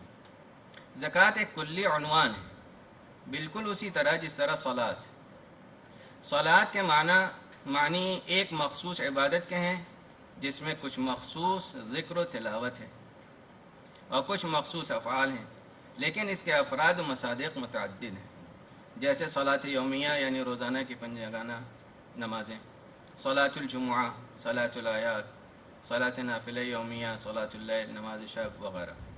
صلوات مستحبہ کی ایک طویل فہرست الگ ہے، مثلا صلاۃ حضرت جعفر طیار، صلاۃ العرابی وغیرہ وغیرہ۔ یہ سب نمازیں ہیں، ان سب کی مشروعیت ایک لفظ صلاۃ کے ضمن میں آتی ہے، لیکن ان تمام افراد صلاۃ میں سب سے زیادہ اہمیت، شہرت، تاکید صلاۃ یومیہ ہی کو حاصل ہے۔ اسی لیے جب لفظ صلاۃ زبان پر آتا ہے تو ذہن فوراً اسی فرد صلاۃ کی طرف جاتا ہے، لیکن اس کے یہ معنی نہیں ہے کہ نمازیں اس عنوان کے تحت نہیں آتی ہیں۔ بالکل اسی طرح لفظ و عنوان زکوٰۃ کا معاملہ ہے۔ قرآن مجید میں جو لفظ زکوٰۃ آیا ہے، اولاً تمام مقامات پر ایک ہی معنی اور ایک ہی مراد نہیں ہے، ثانیاً اس ایک عنوان کے تحت بہت سے اقسام و افراد زکوٰۃ ہیں، جن میں سے ایک خمس بھی ہے۔ بعض فقہا نے اس کی صراحت بھی فرمائی ہے، زکوٰۃ یکی از مصادیق خمس است ولو زکات و خمس قسم یکی دیگر قرار گرفتن ولی خمس هم از مصادیق زکات است، منتہا با ممیزات خودش۔ اس نقطے کی تائید میں سر دست میں صرف محقق خبیر علامہ شیخ محمد جواد مغنیہ کی عبارت کا ذکر بھی کرنا چاہوں گا، جنہوں نے فقہ علی المذاہب الخمسہ میں خمس کو افراد زکوٰۃ ہی میں شمار فرمایا ہے، صفحہ 169۔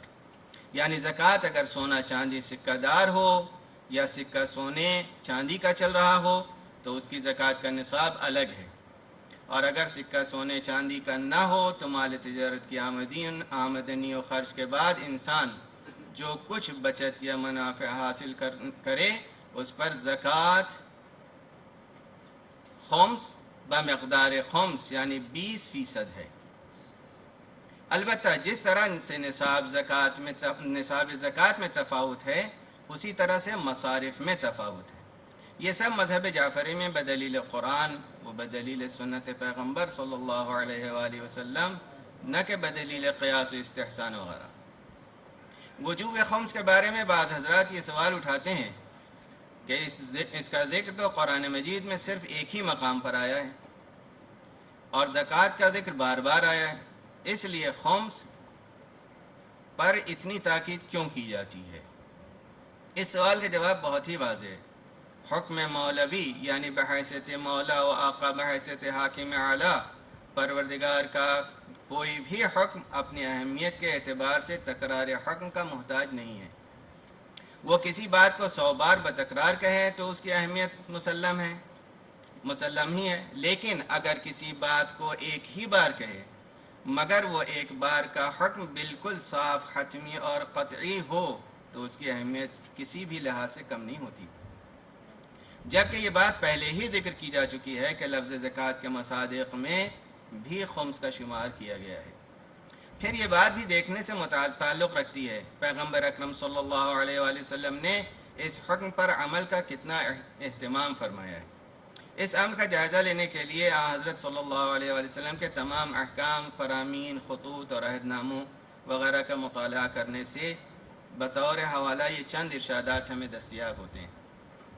پہلے حضرت صلی اللہ علیہ وآلہ وسلم نے قبیلہ قحطان کی ایک شاخ بنو قضاعہ کے ایک قائد جوہینہ بن زید کو ایک خط ارسال فرمایا۔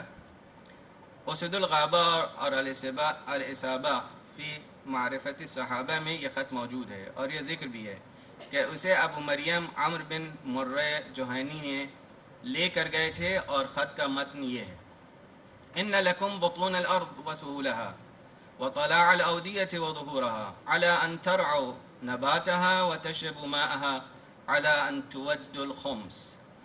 زمین کے تمام نشیب و فراز، دشت و صحرا اور دامن کوہ کے آبی ذخیرے اور اونچے نیچے ٹیلے، یہ سب تمہارے لیے ہیں تاکہ تم سبززاروں میں اپنے جانوروں کو چراؤ اور یہاں کے پانی سے سیراب ہو، مگر اس شرط کے ساتھ کہ خمس ادا کرتے رہو۔ ظاہر ہے کہ یہاں پر خمس سے مراد جانوروں کی زکوٰۃ نہیں ہے۔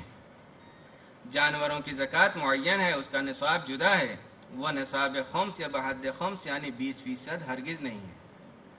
دوسرا، اسی طرح حضرت صلی اللہ علیہ وآلہ وسلم کا یہ ارشاد فجع بن عبداللہ البکائی کو ایک فرمان صادر کرتے ہوئے: من محمد النبی صلی اللہ علیہ وآلہ للفجع ومن تبعه ومن اسلم واقام الصلاة وآت الزکاة واطاع اللہ ورسولہ وعطى من المغانم خمس اللہ ونصر النبی واصحابہ واشہد علی اسلامہ وفارق المشرکین فإنہ آمن بأمان اللہ وأمان محمد صلی اللہ علیہ وآلہ وسلم۔ اللہ کے نبی محمد صلی اللہ علیہ وآلہ وسلم کی جانب سے فجع اور اس کے تابعداروں کے نام اور ان کے نام جو اسلام لاتے، نماز قائم کرتے، زکوٰۃ ادا کرتے، خدا اور رسول کی اطاعت بجا لاتے ہیں، نیز اپنے منافع سے خدا کا حق خمس ادا کرتے ہیں، اور پیغمبر اور ان کے ساتھیوں کی نصرت کرتے ہیں اور اپنے اسلام کا اعلان کرتے ہیں، اور مشرکوں سے جدا ہو چکے ہیں، وہ سب اللہ کی اور محمد صلی اللہ علیہ وآلہ وسلم کی امان میں ہیں۔ تیسری ایک اور شاہد ملاحظہ فرمائیں، حضرت صلی اللہ علیہ وآلہ وسلم عمان اور بحرین کے حاکموں کے نام فرمان میں ارشاد کرتے ہیں: من محمد النبی صلی اللہ علیہ وآلہ وسلم۔ ایسا لگ رہا ہے کہ آپ حضرت سو رہے ہیں۔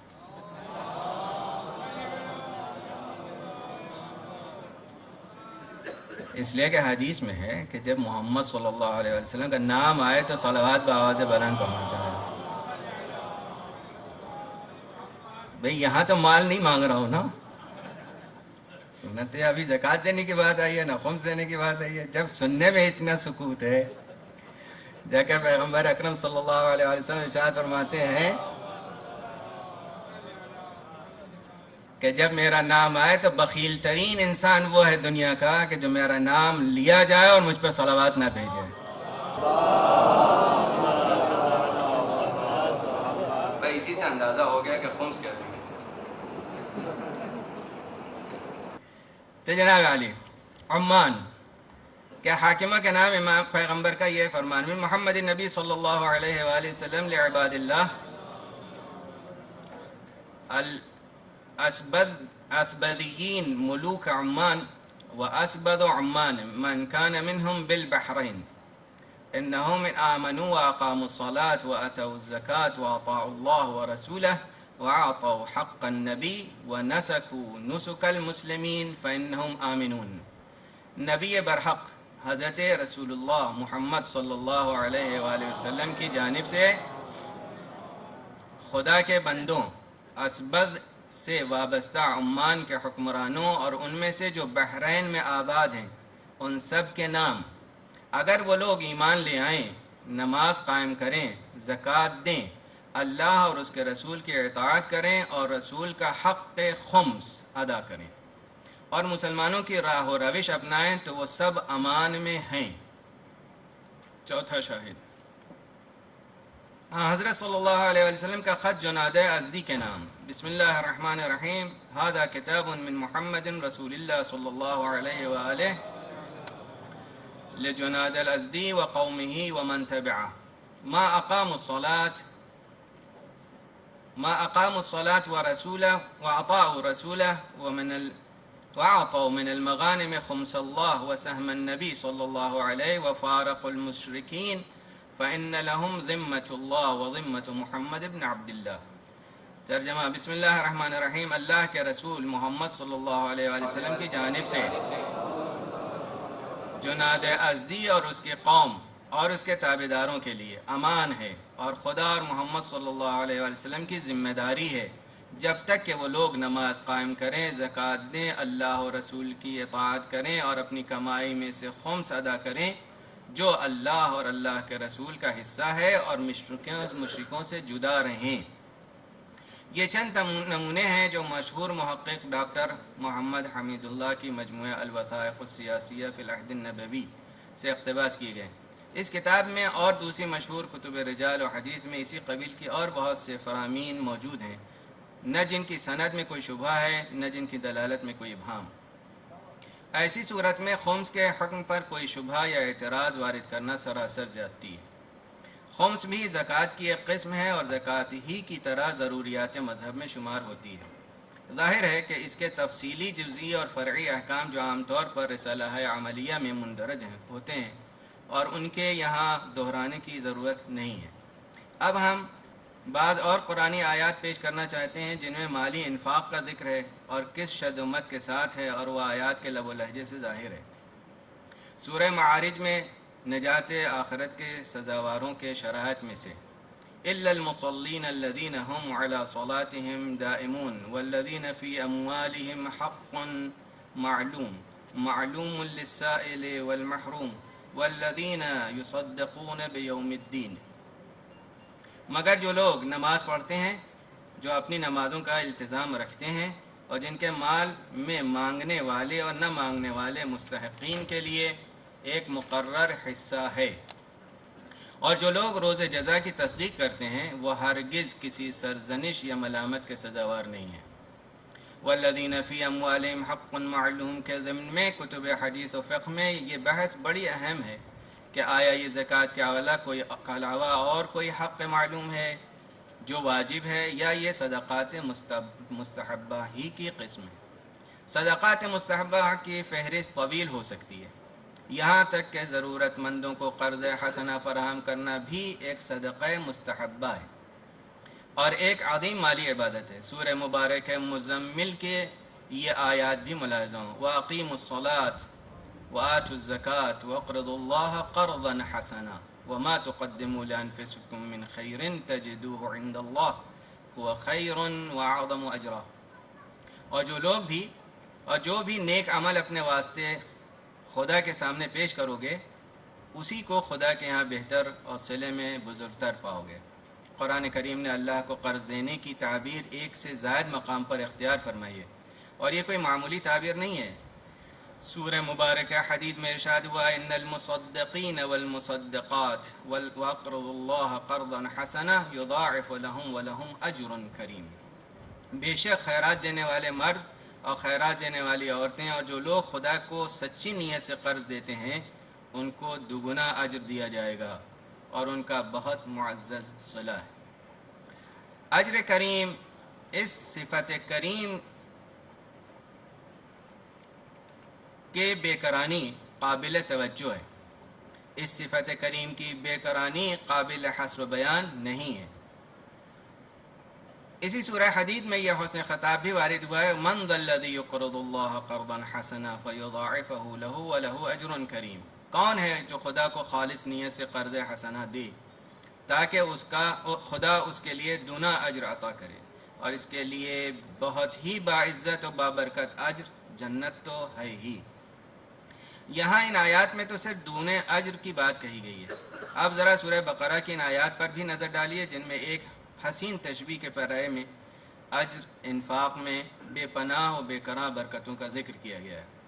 مثل الذین ينفقون اموالهم في سبيل الله كمثل حبة انبتت 7 سنابل في كل سنبلة 100 حبة والله يضاعف لمن يشاء والله واسع علیم۔ جو لوگ اپنا مال خدا کی راہ میں خرچ کرتے ہیں، ان کی مثال اس دانے کی سی ہے جس کی 7 بالیاں نکلیں اور ہر بالی میں 100 دانے ہوں، اور خدا جس کے لیے چاہتا ہے دونا کر دیتا ہے۔ اور خدا بڑی گنجائش والا اور ہر چیز کا علم رکھنے والا ہے۔ اور بھی سماعت فرمائیے، الذين ينفقون اموالهم في سبيل الله ثم لا يتبعون ما انفقوا منا ولا اذى لهم اجرهم عند ربهم ولا خوف عليهم ولا هم يحزنون۔ جو لوگ اپنے مال خدا کی راہ میں خرچ کرتے ہیں اور پھر خرچ کرنے کے بعد کسی طرح کا احسان نہیں جتاتے اور نہ جن پر احسان کرتے ہیں انہیں ستاتے ہیں، ان کا اجر ان کے پروردگار کے پاس، نہ ان پر کوئی خوف ہے نہ کوئی رنج۔ عزیزو، یہ تو قرآن مجید کے آیات و احکام۔ اب میں اپنے مقالے کا خلاصہ اس ایک لحاظ سے مذہب جعفری میں مالی عبادات کا تذکرہ یہاں پر اختتام کو پہنچا، لیکن ابھی بعض اور اہم نکات باقی ہیں۔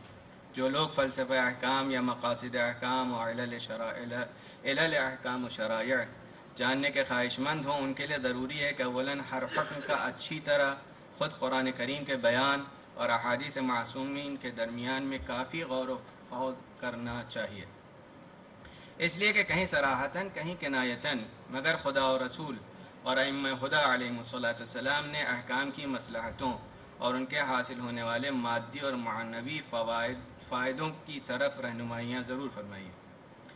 ثانیاً عقل کی روشنی اور عقلاء کی سیرت میں بھی تلاش و جستجو کا سلسلہ ضرور رکھنا چاہیے۔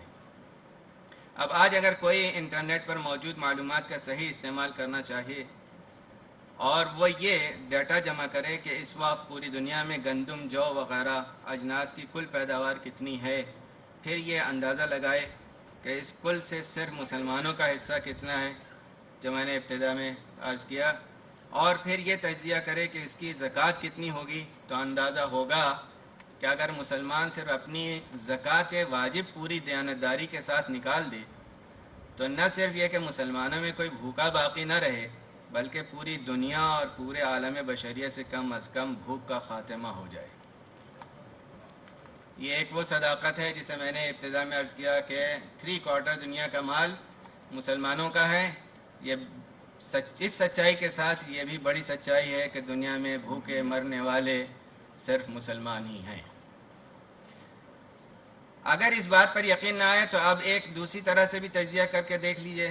اس وقت ذرا تخمینہ لگانے کی کوشش کیجئے کہ دنیا بھر میں کتنے ادارے، کتنی مسجدیں، کتنے امام بارگاہیں ہیں، کتنے کنبے صرف مال زکوٰۃ و خمس پر ہی چل رہے ہیں۔ تو اب آپ کو اندازہ ہوگا کہ اگر یہ زکوٰۃ و خمس کی برکتیں نہ ہوتیں تو دنیا میں بھوکمری کا شکار ہونے والوں میں اور کتنا اضافہ ہو جاتا۔ حوض علم نجف اور قوم کی مثالوں کو سامنے رکھیں کہ بعض نہایت فکر انگیز و نتیجہ خیز نتائج سامنے آتے ہیں۔ حوضے کی مثال کے علاوہ انقلاب اسلامی ایران کی بھی مثال ہے کہ جو صرف خمس ہی نے اتنا بڑا انقلاب پیدا کیا جو عالم میں ایک اپنی مثال ہے۔ اور الحمدللہ اس وقت آپ دیکھیں کہ پوری دنیا کے سامنے ایک ہی حکومت ہے جو آزاد ہے، یعنی خمس و زکوٰۃ اگر آزاد ہو تو آپ بھی آزاد ہو سکتے ہیں۔ اب میں ایک مختصر سا واقعہ نقل کر کے آپ کی زحمت کو تمام کروں، اور یہ بڑا پیارا واقعہ ہے، زندگی کے پیغمبر کی صلی اللہ علیہ وآلہ وسلم کی زندگی کا واقعہ ہے۔ ہم آپ ہندوستانی کلچر میں بات کر رہا ہوں کہ سوچتے ہیں جب بوڑھے ہوں گے وصیت نامہ لکھ دیں گے کہ اتنا مال جو ہے مسجد کو دے دینا، اتنا مدرسے کو، اور اتنا یہ اور اتنا یہ۔ حج بھی آخری زمانے میں کرتے ہیں، ماشاءاللہ حج کا گزر گیا یا ابھی آنے والا ہے۔ کہہ لیں بھائی بیٹوں کی شادی، بیٹیوں کی شادی، جب سب سے فارغ ہو جائیں گے تو اللہ سے کے پاس جائیں گے تاکہ بخشش کرا لیں بس۔ جبکہ حج کے لیے شرط بیٹی اور بیٹے کی شادی نہیں ہے، شرط استطاعت ہے۔ آپ کے اللہ نے اتنی استطاعت دی ہے، صحت مند ہیں، آپ حج کے لیے جائیے۔ لیکن نہیں، ہمارے ہندوستانی کلچر میں کچھ عجیب پھوڑے پھنسیاں ہیں، جس کا اب یہ آغاز ہوا ہے تو انشاءاللہ کچھ آپریشن ہوگا۔ ہمارے ڈاکٹر صاحبان حضرات موجود ہیں یہاں۔ اس موقع پہ یہ واقعہ پیغمبر کا ایک بزرگ صحابی اور مالدار صحابی،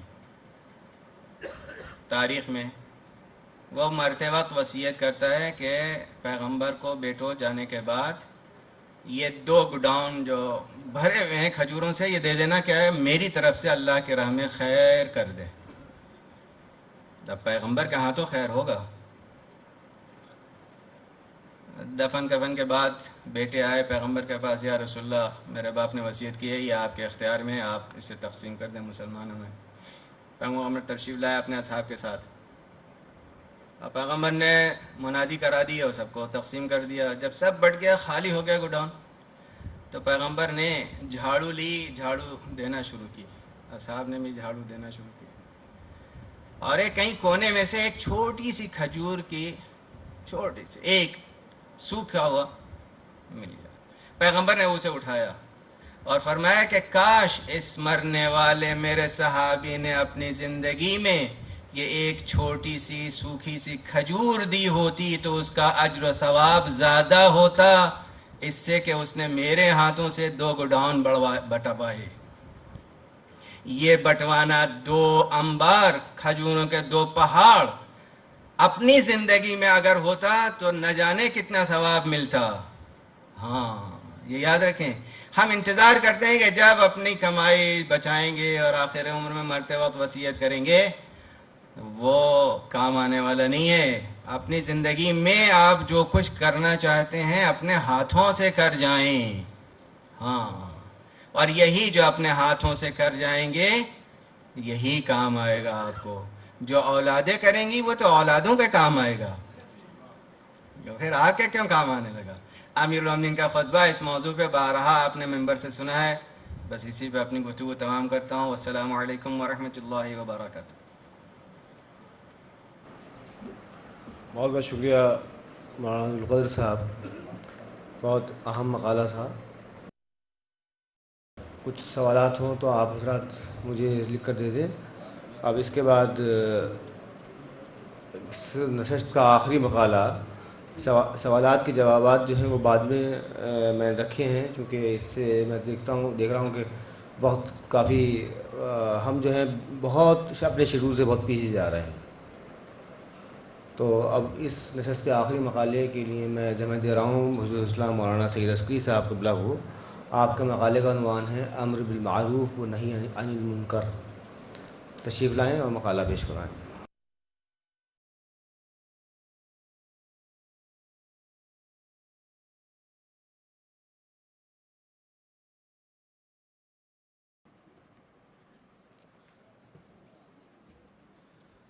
لا حول ولا قوة إلا بالله العلي العظيم. أعوذ بالله من الشيطان اللعين الرجيم. بسم الله الرحمن الرحيم. الحمد لله والصلاة والسلام على رسول الله وعلى آله آل الله لا سيما بقية الله. عزیزان گرامی،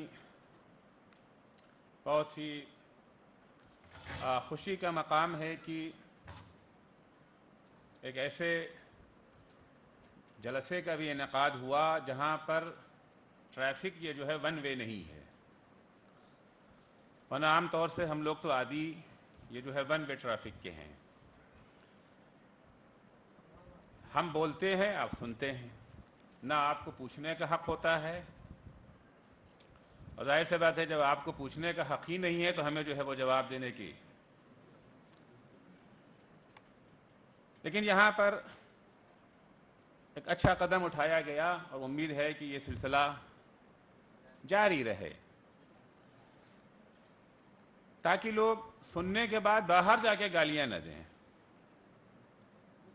جو کچھ کہنا ہوگا وہ یہیں کہہ دیں گے، کہ ہر ایک کو آزادی ہوگی کہ آپ نے جو کہا یا کہاں سے کہا.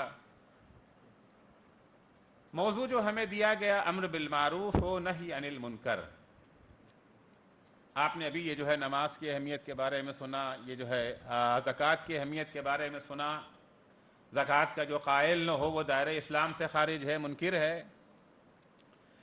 لیکن میرا جو موضوع ہے یہ ایک ایسا فریضہ ہے جو تمام فرائض کی اساس اور بنیاد ہے. اب ابھی عرض کروں گا اسے. جتنے بھی فرائض ہیں سب کی بنیاد اور سب کی اساس ہے یہ فریضہ امر بالمعروف و نہی عن المنکر، اور سب سے مظلوم ہے یہ فریضہ، سب سے مظلوم فریضہ ہے. آپ کو نماز پڑھنے والے اچھے خاصے مل جائیں گے، روزہ رکھنے والے اچھے خاصے مل جائیں گے، زکوٰۃ اور خمس بھی دینے والے مل جائیں گے، اچھی خاصی تعداد مل جائے گی. جیسا کبھی بھی کہا مولانا نے، یہ خمس و زکوٰۃ ہی ہے جس کی وجہ سے یہ سارے مذہبی ادارے قائم ہیں. ایران کا اتنا بڑا انقلاب آیا. لیکن امر بالمعروف و نہی عن المنکر وہ مظلوم فریضہ ہے کہ انگلیوں پر گننے والے بھی نہ ملیں گے کہ جنہیں انگلیوں پر گنا جا سکے، جو اس فریضے کو اہمیت دیتے ہوں. سب سے بڑا بہانہ جو اس سلسلے میں پیش کیا جاتا ہے وہ یہ ہے کہ نماز ہمارا ذاتی عمل ہے، روزہ ہمارا ذاتی عمل ہے، زکوٰۃ ہمارا ذاتی عمل ہے، حج ہمارا ذاتی عمل ہے. لیکن امر بالمعروف وہ فریضہ ہے جہاں اپنی ذات پر اکتفا نہیں کرنا ہے، دوسروں کے معاملات میں ٹانگ اڑانا ہے. اور آج کی تہذیب اس بات کو تسلیم نہیں کرتی ہے. اچھا نہیں مانا جاتا ہے آج کی تہذیب میں. اچھا انسان وہی ہے جو کسی کے معاملے میں ٹانگ نہ اڑائے. دوسرے کے معاملات میں دخل اندازی اچھا نہیں مانا جاتا. تو ظاہر سی بات ہے کہ امر بالمعروف اور نہی عن المنکر کا تو سارا کام ہی یہی ہے. دوسرے کو دعوت دینا ہے اچھائی کی، دوسرے کو روکنا ہے برائیوں سے. میں نے اس مقالے میں ابتدا میں یہ پیش کرنے کی کوشش کی، کیونکہ پورا مقالہ اگر پڑھوں گا تو بہت وقت لگے گا. تلخیص اس کی آپ کی خدمت میں پیش کر رہا ہوں کہ یہ تصور کی دوسروں کے مسئلے میں ٹانگ کیوں اڑائیں، دوسرا ہے ہی نہیں یہاں کوئی بھائی. یہ ہماری غلط فہمی ہے، یہ مغربی تہذیب کی خود پسندی کا نتیجہ ہے، جو ہم یہ سمجھ بیٹھے کہ وہ اور ہیں ہم اور ہیں. اسلامی تصور کو اگر آپ دیکھیں گے، تصور کائنات جو اسلام کا ہے، وہاں کوئی کسی سے الگ نہیں ہے، سب ایک دوسرے سے جو ہے وہ جڑے ہوئے ہیں. اور حقیقت بھی یہی ہے. یعنی اگر علمی اور سائنسی طور پر آپ جائزہ لینا چاہیں گے اسلام کے اس نظریے کا تو یہی نظر آئے گا. صرف انسان ہی ایک دوسرے سے جڑے ہوئے نہیں، یہ پوری کائنات جڑی ہوئی ہے. ون یونٹ ہے پوری کائنات، الگ الگ نہیں ہے. یہ پیڑ پودے بھی ہم سے الگ نہیں ہیں، نہ ہم ان سے الگ ہیں. وہ اگر پیڑ پودے اور انسان ہی کو صرف لے لیجیے، اگر یہی جو ہے خود پرستی کی روش پر چلنے لگیں گے، نہ پیڑ پودے بچیں گے نہ انسان بچے گا. ان دونوں کے درمیان ایک لین دین ہے، ایک دوسرے کی خدمت کر رہے ہیں. پیڑ پودے ہمیں آکسیجن دیتے ہیں، ہم انہیں کاربن دیتے ہیں. اگر ہم انہیں کاربن دینا بند کر دیں، وہ ہمیں آکسیجن دینا بند کر دیں، نہ انسان باقی بچے گا نہ پیڑ پودے باقی بچیں گے. تو یہ تصور کہ ہم الگ ہیں، کائنات میں کوئی چیز بھی ایسی نہیں ہے جو دوسرے سے الگ ہو. ہم نادان ہیں، ہم جاہل ہیں، ہمیں نہیں پتا ہے. لیکن جن لوگوں نے سائنس کے میدان میں قدم رکھا ہے، اگر سائنسدانوں کی کتابوں کو پڑھیں، ان کے یہ جو ہے نظریات کو، فقط ان کے جو ہے نعروں کو مت دیکھیں. عام طور سے ہم جو ہے وہ سائنسدانوں، مطلب سائنسداں کے نعرے بھی نہیں، ان کے نعرے جو سائنس جانتے نہیں ہیں مگر سائنس کے نام پہ نعرے بازی کرتے ہیں. ورنہ سائنسداں ایسی حماقت نہیں کرتے، وہ تو پڑھا لکھا ہے، وہ کبھی ایسی باتیں نہیں کرتا. اگر ہم واقعی سائنس کے میدان میں ان چیزوں کا جائزہ لیں، جنہوں نے اس میدان میں تحقیق کی ہے وہ جانتے ہیں کہ کوئی چیز ایک دوسرے سے الگ نہیں ہے. اگر الگ کا تصور آ گیا تو یہ کائنات باقی نہ بچے گی. مغربی تہذیب اور اسلامی تہذیب کا بنیادی فرق یہ ہے. دو چیزوں میں عرض کرنا چاہتا ہوں، دو بنیادی فرق. مغربی تہذیب کی اساس خود پرستی اور جو ہے مادہ پرستی میں ہے. وہ ایک دوسرے کو روکتے ٹوکتے ہیں، ایسا نہیں کہ نہیں روکتے ٹوکتے ہیں، لیکن وہاں روکتے ہیں جہاں اس کی وجہ سے ہمیں نقصان پہنچ رہا ہے. اگر اس کے عمل سے اسے نقصان پہنچ رہا ہے، انہیں اس کی پرواہ نہیں. آپ جہنم میں جائیں، ہم سے کیا مطلب، ہم سے کوئی واسطہ نہیں ہے. آپ کچھ بھی کرتے پھریں، اگر آپ کا عمل آپ کو نقصان پہنچاتا ہے تو ہم سے کوئی واسطہ نہیں. لیکن اگر آپ کے عمل سے ہمیں نقصان پہنچتا ہے تو ہم روکیں گے. مثال بہت واضح ہے، آج یورپ و امریکہ میں اور اس کی تقلید میں ہندوستان میں بھی یہ باتیں جو آ گئی ہیں کہ عام جگہوں پر آپ جو ہے وہ سگریٹ نہیں پی سکتے، حتیٰ گھروں میں آپ اپنے گھر میں بیوی بچے باہر کر دیتے، سگریٹ پینا ہے باہر جا کے پیو۔ بہت سے لوگوں کو دیکھا ہے جو بیچارے سگریٹ کے عادی ہیں، وہ گھر سے باہر نکل کر کے پھونک رہے ہیں سگریٹ، گھر کے اندر نہیں پی سکتے، کیونکہ آپ کے دھوئیں سے دوسرے کو نقصان پہنچتا ہے۔ آپ کسی پبلک یہ جو ہے مقام پر سگریٹ نہیں پی سکتے، بس میں سگریٹ نہیں پی سکتے، مسجد میں، امام باڑے میں، یہ جو ہے سینما ہال میں، کلب میں، جہاں آپ دوسرے افراد ہیں وہاں آپ سگریٹ نہیں پی سکتے، جہاز میں آپ سگریٹ نہیں پی سکتے، یہاں سے لے کر کے امریکہ تک چلے جائیے 15-16 گھنٹے کی فلائٹ، آپ سگریٹ نہیں پی سکتے ہیں۔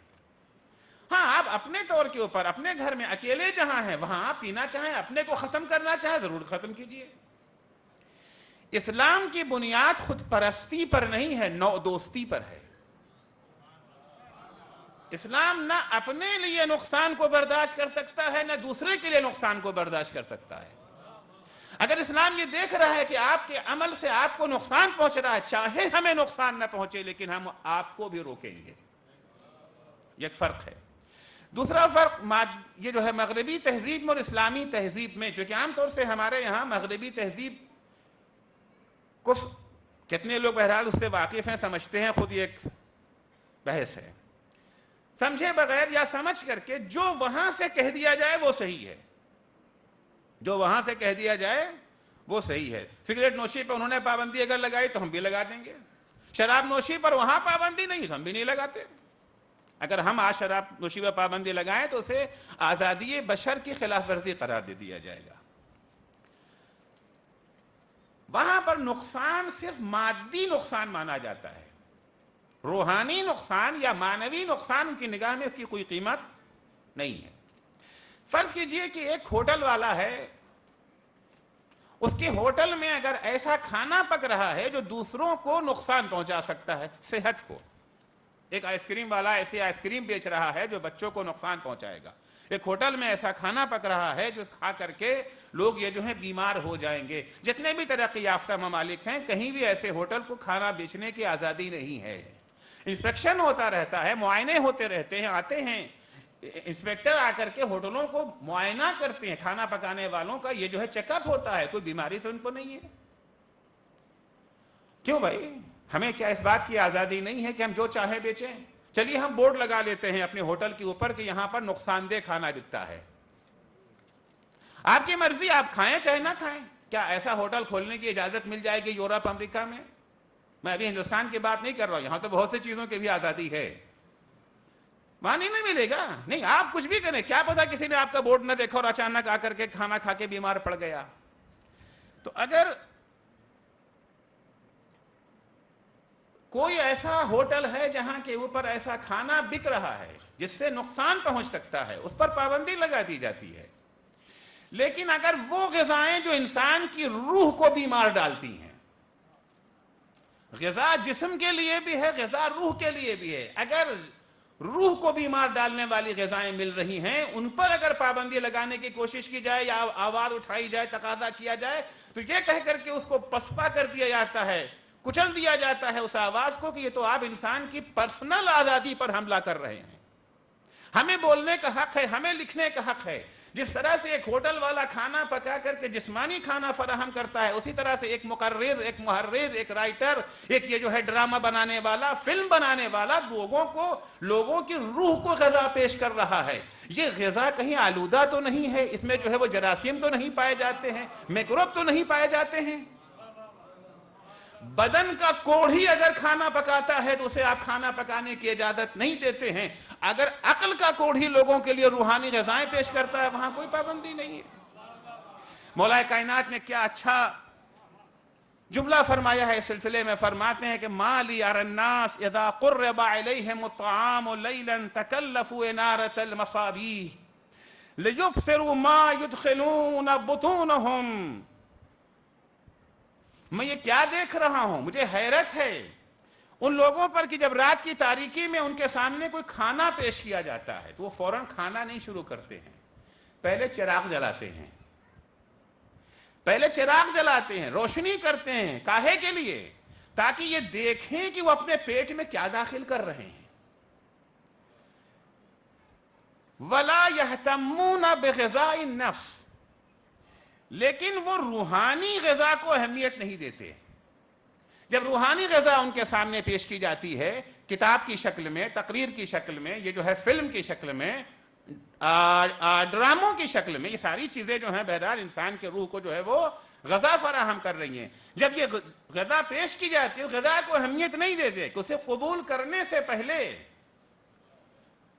بِأَن يُنِيرُوا مَصَابِيحَ أَلْبَابِهِمْ بِالْعِلْمِ، اسے قبول کرنے سے پہلے چراغ عقل کو شعلہ علم سے روشن تو کر لیں. کیونکہ جس طرح سے آپ مادی کھانا جب آپ کے سامنے آتا ہے کھانے سے پہلے آپ یہ جائزہ لیتے ہیں کہ کھانا نقصان دہ ہے یا فائدے مند، سڑا ہوا تو نہیں ہے، یہ جو ہے فوڈ جو ہے پائزننگ کے شکار تو آپ نہیں ہو جائیں گے، آپ دیکھ لیتے ہیں تو آپ کا جسم محفوظ رہ جاتا ہے. اس روحانی غذا کو تقریر، تحریر، فلم، ڈرامہ، میگزین، اخبار کو پڑھنے سے پہلے اپنی عقل سے مدد تو لے لیں جو اللہ نے آپ کو دیا ہے کہ یہ ہمارے اعمال کو اور ہمارے عقائد کو فاسد تو نہیں بنا دے گا. لِيَسْلِمُوا مِنْ لَوَاحِقِ الْجَحَالَةِ وَالذُّنُوبِ فِي اعْتِقَادَاتِهِمْ وَأَعْمَالِهِمْ. کتاب پڑھنے سے پہلے، تقریر سننے سے پہلے یا تقریر سنتے وقت، مقالہ سنتے وقت، مقالہ پڑھتے وقت، فلم دیکھتے وقت، ڈرامہ دیکھتے وقت یا اس سے پہلے، اس کے بعد، اس کے درمیان اگر غور کر لیں اس کے اوپر کہ کہا کیا جا رہا ہے تو عقیدے بھی محفوظ رہیں گے جہالت سے اور اعمال بھی محفوظ رہیں گے گناہوں سے. آج اگر ہمارے یہاں عقیدے فاسد ہو رہے ہیں، اعمال تباہ ہو رہے ہیں، بنیادی وجہ یہی ہے کہ ہمارے یہاں بڑے بوڑھے نہ تو اپنے بچوں کو یہ جو ہے کنٹرول کرتے ہیں کہ ہمارا بچہ کیا پڑھ رہا ہے، کیا کھا رہا ہے، اس کی فکر تو ہوتی ہے. کہاں سے آئس کریم لے کر کے آئے ہو، فلاں کی دکان سے، فوراً ہاتھ سے چھین کے پھینک دیں گے چاہے بچہ یہ جو ہے بلبلاتا رہا ہو. لیکن اگر ٹیلی ویژن کے سامنے بچہ بیٹھا ہوا ہے، کیا دیکھ رہا ہے، کیا سن رہا ہے، کیا پڑھ رہا ہے، کن دوستوں کے ساتھ اٹھتا بیٹھتا ہے، نہیں، یہ تو اس کے معاملے میں جو ہے وہ ٹانگ اڑانا ہو گیا. بچے کی ترقی رک جائے گی، گروتھ اس کا رک جائے گا. جسمانی ترقی کے بارے میں آپ کو اتنا خیال ہے مگر روحانی ترقی کے بارے میں آپ کو خیال نہیں ہے. اب دیکھیں کہ قرآن مجید میں امر بالمعروف و نہی عن المنکر کی اہمیت کیا ہے. مولانا اب جب وقت ہو مجھے بتا دیجیے گا، اس لیے کہ ہم لوگ تو اس کے عادی نہیں نہ ہیں. 10-15 منٹ میں کہاں ہم لوگوں کا کام چلتا ہے. آدھا گھنٹہ کم سے کم ہے. بہرحال جب مجھے نہیں پتا کہ آدھا گھنٹہ ہو تو نہیں کیا. ابھی نہیں ہوا. ہاں بس مجھے اب انشاءاللہ کوئی بات نہیں، بعد میں ٹھیک ہے. اب ابھی قرآن مجید میں ہم جب دیکھتے ہیں کہ قرآن مجید میں کتنا اس چیز کو اہمیت دی گئی ہے. یہ فریضہ تمام فرائض پر فضیلت و برتری کا حامل، واجب تو ہے ہی لیکن واجبات کی بھی قسمیں ہیں. سب سے اہم واجب، اسے تمام فرائض و واجبات کا محور و مرکز اور تمام خوبیوں کی اساس و بنیاد قرار دیا گیا ہے.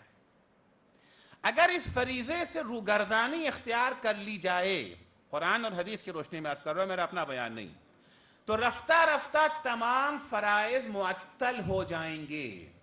آج اگر ہمارے درمیان سے نماز سے دلچسپی کم ہوتی جا رہی ہے، روزے کا شوق گھٹتا جا رہا ہے، حج سے دوری اختیار کی جا رہی ہے، خمس و زکوٰۃ کی ادائیگی نہیں ہو رہی ہے، جڑ اور اساس یہ ہے کہ امر بالمعروف اور نہی عن المنکر کو چھوڑ دیا گیا ہے. روگردانی اختیار کر لی گئی تو تمام فرائض معطل ہو جائیں گے، اسلامی امت ذلت کا شکار ہو جائے گی. چنانچہ مسلمانوں کو خطاب کر کے قرآن مجید میں ارشاد ہوتا ہے، کنتم خیر امت اخرجت للناس تأمرون بالمعروف وتنہون عن المنکر وتؤمنون باللہ. سورہ آل عمران آیت 110. تم بہترین امت ہو جسے لوگوں کے فائدے کے لیے پیدا کیا گیا ہے. یہیں سے تصور آ گیا کہ ہم اپنی ذات تک محدود نہیں ہیں، ہم اچھے ہو گئے ہیں، ہم تعلیم یافتہ ہیں، ہم عبادت گزار ہیں، ہم متقی پرہیزگار ہیں، ہمیں دوسروں سے کیا مطلب؟ دوسروں کی قبر میں ہم تھوڑی جائیں گے، وہ اپنی قبر میں، ہم اپنی قبر میں. نہیں، مسلمانوں کو اس لیے نہیں پیدا کیا، تمہیں دوسروں کی قبر کا بھی جواب دینا ہے. کنتم خیر امت اخرجت للناس، تم بہترین امت ہو. کیوں بہترین امت ہو؟ دلیل کیا ہے؟ اس لیے کہ تم اپنی ذات تک محدود نہیں ہو، تمہیں دوسروں کے فائدے کے لیے پیدا کیا ہے، وہ بھی کسی ایک گروہ کی بات نہیں ہو، ناس، تمام لوگوں کے فائدے کے لیے تمہیں پیدا کیا گیا ہے۔ تمہارا کام کیا ہے؟ فائدہ تم لوگوں کو کس طرح سے فائدہ پہنچاؤ گے؟ فائدے کا جو ہے ذریعہ کیا ہے؟ پیسے بانٹ دیں گے ان کو ہو گیا فائدہ؟ تأمرون بالمعروف وتنہون عن المنکر، دوسروں کو فائدہ پہنچانے کا ذریعہ یہ ہے کہ تم انہیں نیکی کی دعوت دیتے ہو اور برائی سے روکتے ہو۔ آیہ شریفہ میں ایک طرف سے امر بالمعروف و نہی عن المنکر کو اسلامی امت کی برتری کا سبب بتایا گیا ہے کہ اگرچہ دوسری قوموں کے یہاں بھی یہ اصول پایا جاتا ہے، لیکن دنیا میں کوئی ایسی قوم نہیں رہی ہے جہاں کسی نہ کسی شکل میں یہ نہ ہو۔ میں نے عرض کیا کہ مغربی تہذیب میں بھی امر بالمعروف ہے، مگر دائرہ تنگ ہے۔ نہی عن المنکر ان کے ہاں بھی ہے، دائرہ تنگ ہے۔ امر بالمعروف وہاں کیا جاتا ہے، نہی عن المنکر وہاں جہاں ہمارا اپنا فائدہ، ہمیں دوسروں سے مطلب نہیں ہے، اور مادی مسائل میں، روحانی مسائل میں نہیں۔ لیکن اسلامی امت میں اسے بنیادی رکن کی حیثیت حاصل ہے۔ دوسری طرف سے اس فریضے کی بجا آوری کو ایمان سے پہلے بتایا گیا، پہلے کہا گیا کہ تامرون بالمعروف وتنہون عن المنکر، اس کے بعد ہے تؤمنون باللہ، ایمان کو بعد میں بیان کیا گیا۔ امر بالمعروف و نہی عن المنکر کو آیہ شریفہ میں پہلے بیان کیا گیا ہے، جو شاید اس نقطے کی طرف اشارہ ہے کہ اگر اس فریضے کو بنیادی اصول تسلیم کر کے اس پر بطور عموم عمل نہ کیا گیا تو ایمان کی بقا کی بھی کوئی ضمانت نہیں ہے۔ ایمان کو اگر باقی رکھنا ہے، ایمان کی بقا منحصر ہے امر بالمعروف اور نہی عن المنکر پر۔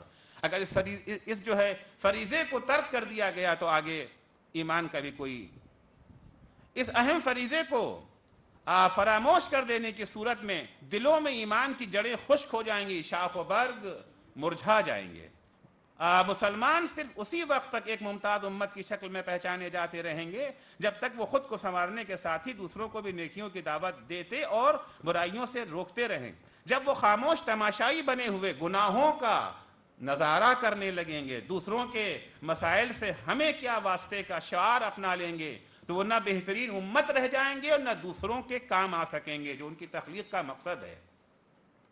مسلمان صرف اسی وقت تک دنیا کی قیادت کر سکتے ہیں، دنیا ان کے وجود سے فائدہ اٹھا سکتی ہے جب تک اس عظیم فریضے پر عمومی سطح پر، یہ نہیں کہ دو چار آدمی، عمومی سطح پر عمل ہوتا رہے گا۔ اچھائیوں کے لیے لفظ معروف، امر بالمعروف ہے نا، معروف کے معنی کیا؟ اچھا، اچھائیوں کی دعوت، اور یہ جو ہے برائیوں کے لیے لفظ استعمال کیا گیا ہے، یہ جو ہے منکر، نہی عن المنکر۔ اچھائیوں کے لیے لفظ معروف اور برائیوں کے لیے منکر کا انتخاب بھی معنی خیز ہے۔ یہ اس ظریف نقطے کی طرف اشارہ ہے کہ انسان کی عقل و روح تمام اچھائیوں، واجبات اور مستحبات سے بخوبی آشنا ہے۔ معروف اسے کہتے ہیں جس کی پہچان ہو، شناختہ شدہ،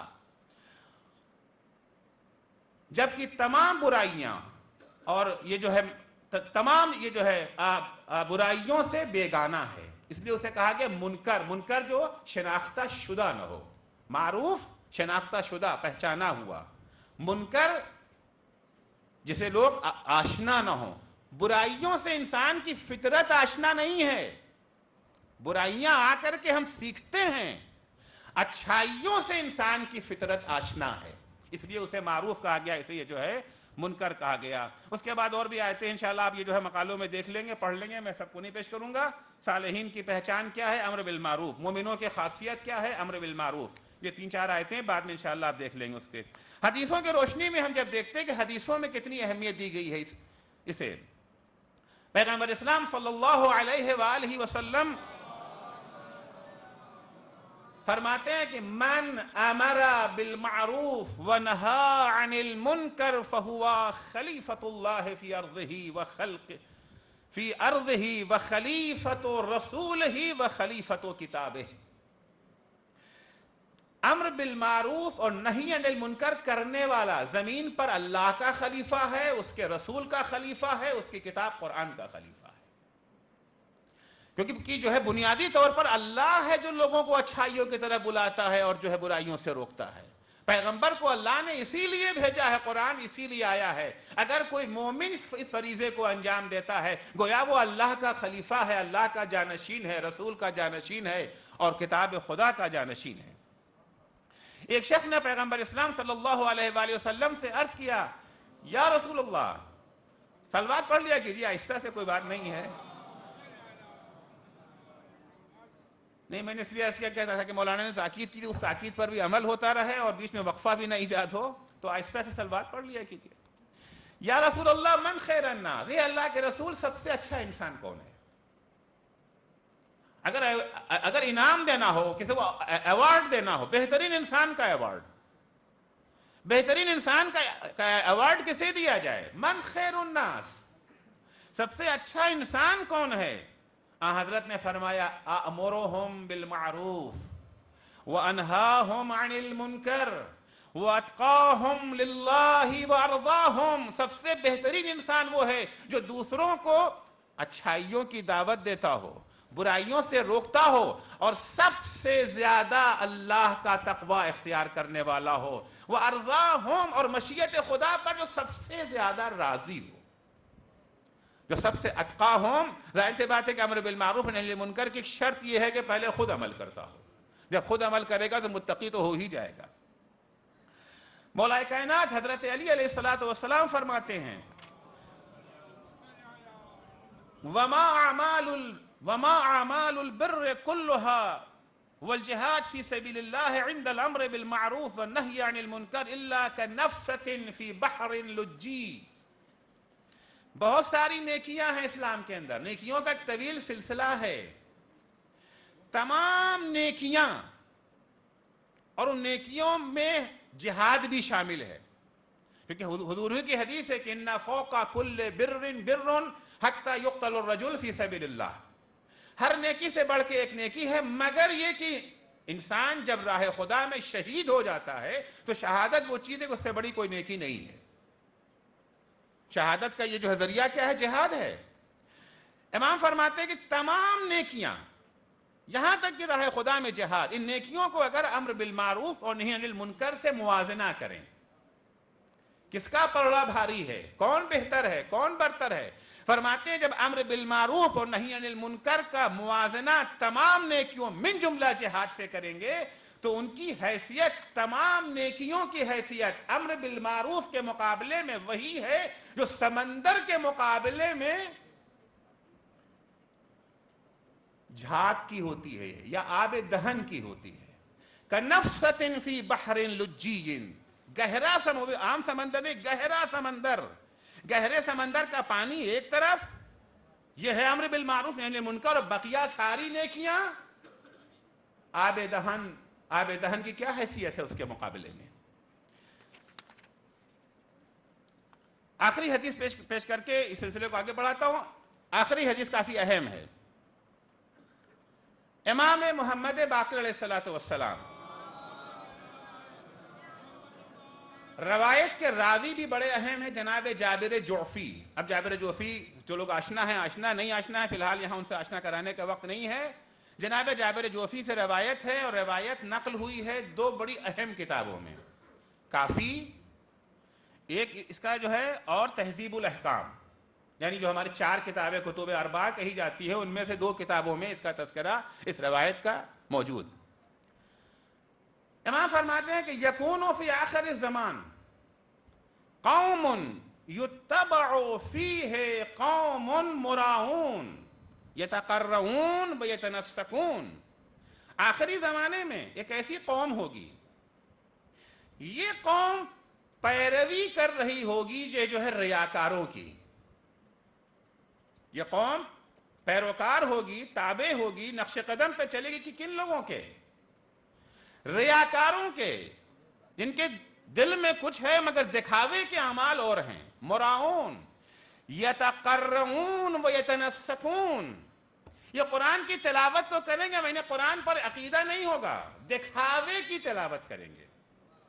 تقرؤ، تنسک، یہ جو ہے متشاعر، تو آپ لوگ واقف ہیں نا، متشاعر کے لفظ سے تو واقف ہیں، شاعر ہیں نہیں مگر زبردستی اپنے کو شاعر، ایسے ہی یہاں پر ہے تقرؤ، ایک ہے قاری، ایک کیا ہے؟ یہ جو ہے متقاری۔ قاری وہ ہے جو واقعاً قراءت کر رہا ہے، متقاری وہ ہے جو دکھانے کے لیے قراءت کر رہا ہے۔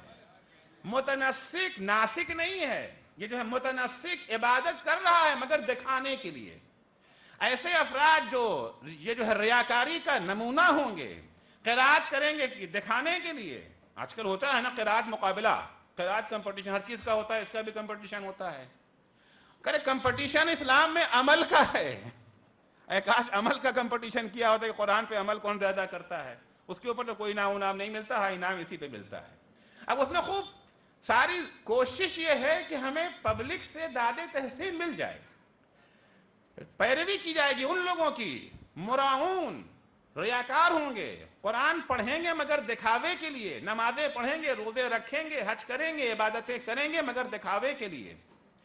حدثاء و صفحاء، یہ جو ہے نوسکھیے ہوں گے، کم عقل ہوں گے، اپنے کو بہت بڑا عقل مند سمجھتے ہوں گے مگر ہوں گے کم عقل۔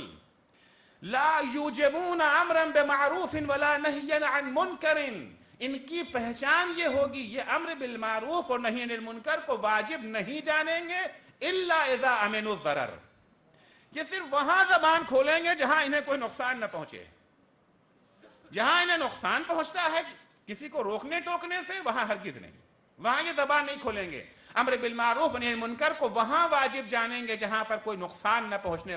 اگر معلوم ہے صاحب فلاں صاحب کو ٹوک دیں گے وہ ہمارے خلاف ہو جائیں گے، سیمینار میں اگر کوئی چیز میں نے دیکھا اور منع کر دیا، ان کا اچھا بہت بولتی ہے اگلی دفعہ۔ یطلبون لانفسہم الرخص والمعاذیر، جب ان سے کہا جائے گا کہ بھئی آپ اس فریضے پر عمل کیوں نہیں کرتے امر بالمعروف پر، تو طرح طرح کے عذر و بہانے پیش کریں گے۔ ارے بھائی آپ حالات کو سمجھتے نہیں ہیں، کچھ حالات بھی ہوتے ہیں، کچھ باتوں کو سمجھا کیجئے، موقع اور محل کو سمجھا کیجئے، طرح طرح کے بہانے پیش کریں گے۔ یتبعون ذلات العلماء وفساد علمہم، یہ خود تو امر بالمعروف کریں گے نہیں، نہی عن المنکر کریں گے نہیں، ریاکاری سے کام لیں گے، دکھاوے کی عبادت کریں گے۔ اگر ان کو واقعاً کوئی امر بالمعروف اور نہی عن المنکر کرنے والے علماء مل جائیں گے تو اب یہ ان کی کمزوریاں ڈھونڈتے پھریں گے۔ اب ظاہر سی بات ہے جو بولے گا دو چار جملہ غلط بھی بول دے گا، لکھے گا تو کہیں نہیں ٹھوکر تو کھائے گا ہی۔ ایسا کوئی معصومین کے سوا ایسا کوئی محقق نہیں گزرا ہے جو اپنی تحقیق میں غلطی نہ کرے، ایسا کوئی فقیہ اور مجتہد نہیں گزرا ہے جو اپنے فتوے میں خطا نہ۔ ہمارے ہاں یہ جو ہے مخطئہ ہم کہے جاتے ہیں، یعنی ہمارے سارے علماء، سارے مراجع اس بات کا اعتراف کرتے ہیں کہ ہم نے جو فتویٰ دیا ہے ضروری نہیں کہ وہی ہو جو حکم خدا ہے۔ ہم نے سمجھنے کی پوری کوشش کی ہے، قرآن سے حدیث سے پوری محنت کی ہے، پوری ایمانداری سے یہ بات کہہ رہے ہیں۔ ہو سکتا ہے غلطی ہو جائے، خطا کا امکان ہے ہمارے ہاں۔ اب یہ کیا کریں گے؟ ان کی لغزشوں کو ڈھونڈیں گے۔ فلاں جگہ پہ زبر تھا انہوں نے زیر پڑھ دیا، فلاں جگہ پر پیش تھا انہوں نے جو ہے یہ جو ہے زبر پڑھ دیا۔ یتبعون ذلات العلماء وفساد علمہم، ان علماء کی لغزشوں کو ڈھونڈتے پھریں گے۔ یقبلون علی الصلاة والصیام وما لا یکلمہم فی نفس ولا مال، یہ نمازیں خوب پڑھیں گے، روزے خوب پڑھیں گے، روزے خوب رکھیں گے۔ وہ ابھی کوئی صاحب کہیں گے صاحب دیکھیں انہوں نے کہا جائے روزے پڑھیں گے، روزے پڑھیں گے، اور وہ سارے کام انجام دیں گے جس سے انہیں نقصان نہیں پہنچتا۔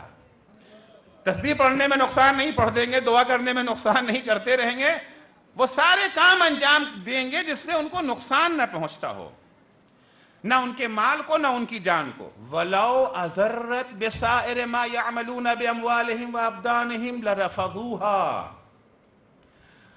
اگر یہ جو نماز اور روزہ بھی اگر ان کو نقصان پہنچانے لگے، نماز پڑھتے رہے، آفس سے نماز پڑھیں گے تو نکال دیے جائیں گے، جاب چلی جائے گی۔ خاتون ہیں اگر پردہ کریں گے، حجاب کریں گے تو ان کو کالج سے نکال باہر کر دیا جائے گا، جاب چھن جائے گی۔ لَرَفَضُوهَا، تو وہ اسے بھی چھوڑ دیں گے، کیونکہ کما رفضوا اتم الفرائض واشرفها، جس طرح سے انہوں نے بہترین، کامل ترین، شریف ترین فریضہ امر بالمعروف کو کیوں چھوڑا تھا؟ اس لیے چھوڑ دیا تھا کہ یہ فریضہ انہیں تکلیف پہنچاتا ہے، اس سے ان کو ضرر ہوتا ہے، تو چھوڑ دیا تھا۔ نمازیں پڑھیں گے، کب تک پڑھیں گے؟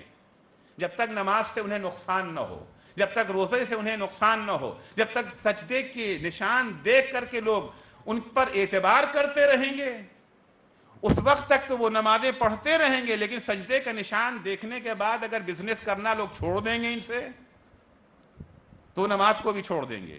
کیوں؟ جس طرح سے اتم میں فرائض، یہاں پر امر بالمعروف کو اتم میں، ان الامر بالمعروف والنہی عن المنکر فریضۃ عظیمۃ بہا تقام الفرائض. امر بالمعروف اور نہی عن المنکر وہ عظیم فریضہ ہے جس کے ذریعے سے سارے فرائض قائم ہوتے ہیں. اگر اس فریضے کو چھوڑ دیا گیا تو سارے فرائض رفتہ رفتہ ختم ہو جائیں گے. اور جب اس فریضے کو چھوڑ دیا جائے گا تو ہنالک یتم غضب اللہ علیہم، یہ وہ مقام ہے جہاں وہ اللہ کے عذاب کے حقدار بن جائیں گے.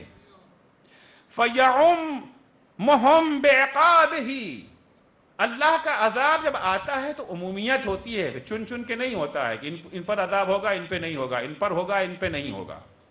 فَيَعُمُّهُمْ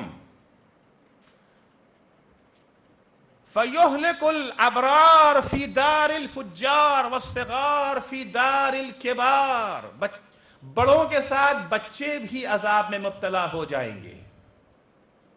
اس لیے کہ آپ اگر یہاں پر آگ لگا دیں گے اس حال کے اندر، فقط آگ لگانے والا نہیں جلے گا.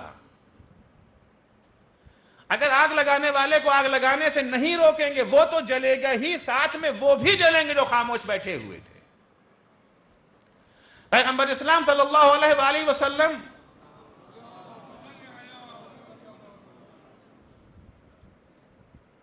فرماتے ہیں کہ ایک شخص ہے کشتی میں بیٹھا ہوا ہے، کشتی میں جہاں بیٹھا ہے وہ اپنی جگہ بیٹھا ہے، وہاں پر یہ جو ہے سوراخ کر رہا ہے.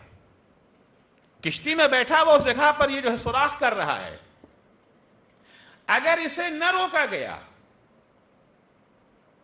سوراخ کرنے سے، کشتی میں پانی بھرنے کے بعد جب کشتی ڈوبے گی تو کون ڈوبے گا؟ سوراخ کرنے والا فقط ڈوبے گا، یا جتنے کشتی میں بیٹھے ہوئے ہیں وہ سب ڈوبیں گے. پالنے والے گناہ تو اس کا تھا، ہم کیوں ڈوبے؟ ہر عمل کا ایک رد عمل ہوتا ہے.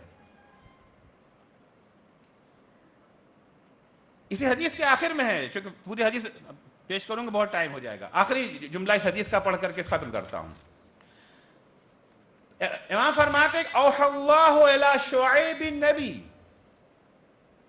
اللہ نے جناب شعیب جو پیغمبر خدا تھے ان پر وحی فرمائی، انی لمعذب من قومک 100,000، میں تمہاری قوم کے 1,00,000 لوگوں پر عذاب نازل کرنے والا. 40,000 من شرارہم، اس 1,00,000 میں 40,000 تو وہ ہیں جو شریر ہیں، بدماش ہیں، گنہگار ہیں. وَ60,000 من خیارہم، لیکن 60,000 وہ ہیں جو نیک ہیں. جب تک تفصیل نہیں تھی جناب شعیب نے پوچھا بھی نہیں، ٹھیک ہے اللہ عذاب نازل کر رہا ہے، ہوگی اس کی اپنی مسئلہ ہے، نہیں، اس نے تفصیل بھی بیان کر دی کہ 1,00,000 میں 40,000 تو گنہگار ہیں لیکن 60,000 نیک کردار لوگ ہیں. یہ نمازی بھی ہیں، روزے بھی رکھتے ہیں، جھوٹ نہیں بولتے، غیبت نہیں کرتے، تہمت نہیں لگاتے. وہ 40,000 جو ہیں وہ گنہگار ہیں. یہ سننا تھا کہ جناب شعیب نے عرض کیا یا رب ہؤلاء الاشرار، یہ 40,000 پہ تو عذاب نازل کرے، بات سمجھ میں آتی ہے. گنہگار ہیں، گناہ کیا ہے، ان پہ عذاب نازل ہو رہا ہے، جرم کیا ہے، ان کو جو ہے سزا مل رہی ہے. فما بال الاخیار، ان نیک لوگوں نے کیا کیا ہے؟ تو ہی تو نیک کہہ رہا ہے انہیں، گارنٹی ہے کہ یہ نیک ہیں، ضمانت ملی ہوئی ہے. فما بال الاخیار، ان نیک لوگوں کا قصور کیا ہے؟ فقال یا رب هؤلاء الاشرار فما بال الاخیار فاوحى الله عز وجل انهم داهنوا اهل المعاصی ولم يغضبوا لغضبی. وجہ یہ ہے جب انہوں نے دیکھا کہ دوسرے لوگ نماز نہیں پڑھ رہے ہیں، روزہ نہیں رکھ رہے ہیں، حجاب نہیں کیا جا رہا ہے، خمس نہیں ادا ہو رہا ہے، لوگ جھوٹ بول رہے ہیں، ایک دوسرے پہ تہمتیں لگا رہے ہیں، تہمتیں سنتے رہے چپ چاپ تسبیح پڑھتے رہے، غیبتیں سنتے رہے چپ چاپ تسبیح پڑھتے رہے، مظلوم کو پستا ہوا دیکھتے رہے اور خود خانہ خدا کا طواف کرتے رہے. داہنوا اہل المعاصی ولم یغضبوا لغضبی، یہ وہ لوگ ہیں جنہوں نے گناہگاروں کے سامنے ہتھیار ڈال دیا تھا، ان کے گناہ پر انہیں روکا ٹوکا نہیں، یہ لوگ ہمارے غضبناک ہونے کے مقام پر غضبناک نہ ہوئے. خدا جب کسی بندے کو گناہ کرتے دیکھتا ہے خدا غضبناک ہوتا ہے, یہ چپ چاپ بیٹھے, ان پہ کوئی اثر ہی نہیں ہو رہا ہے. لہذا اگر ان کے اوپر بھی عذاب نازل ہو رہا ہے تو وجہ یہی ہے. عزیزو, آج ہم اپنے حالات کا اگر جائزہ لیں, ہم کہاں کھڑے ہوئے ہیں؟ ہم مبتلائے عذاب تو نہیں ہیں. جن حالات سے ہم دوچار ہیں یہ نہ دیکھیں کہ ہم کیوں عذاب ہوگا. ہم تو نماز بھی پڑھتے ہیں, روزہ بھی رکھتے ہیں, داڑھی بھی رکھتے ہیں, حج بھی کرتے ہیں, جھوٹ بھی نہیں بولتے, دھوکہ بھی نہیں دیتے, غیبت بھی نہیں کرتے, کسی کو ستاتے بھی نہیں ہیں. ہم پر کیوں ہوگا؟ نہیں, ہم پر اس لیے ہوگا کہ ہم سب کچھ نیک کام خود تو بجا لاتے ہیں مگر ہمیں دوسروں کی فکر نہیں ہے. قُوا أَنفُسَكُمْ وَأَهْلِيكُمْ نَارًا الَّتِي وَقُودُهَا النَّاسُ وَالْحِجَارَةُ. صرف اپنے کو آتش جہنم سے بچانا کافی نہیں ہے, ہماری ذمہ داری ہے کہ اپنے کو بھی بچائیں اور اپنے کنبے کو بھی بچائیں. اور ہمارا کنبہ کوئی چھوٹا کنبہ نہیں ہے. دعا ہے پروردگار سے کہ ہمیں اس فریضے پر عمل کرنے کی توفیق عنایت فرمائے. سمع خراشی کی معافی چاہتا ہوں. مقالہ تفصیلی ہے, انشاءاللہ اسے آپ لوگ پڑھ لیں گے, اور اگر کوئی سوال ہے تو حاضر خدمت. السلام علیکم ورحمۃ اللہ. بہت بہت شکریہ حضور اسلام مولانا سے رسکی صاحب کا. بہت وقیع اور بہت عالمانہ مقالہ تھا, بہت خوبی سے آپ نے پیش کیا.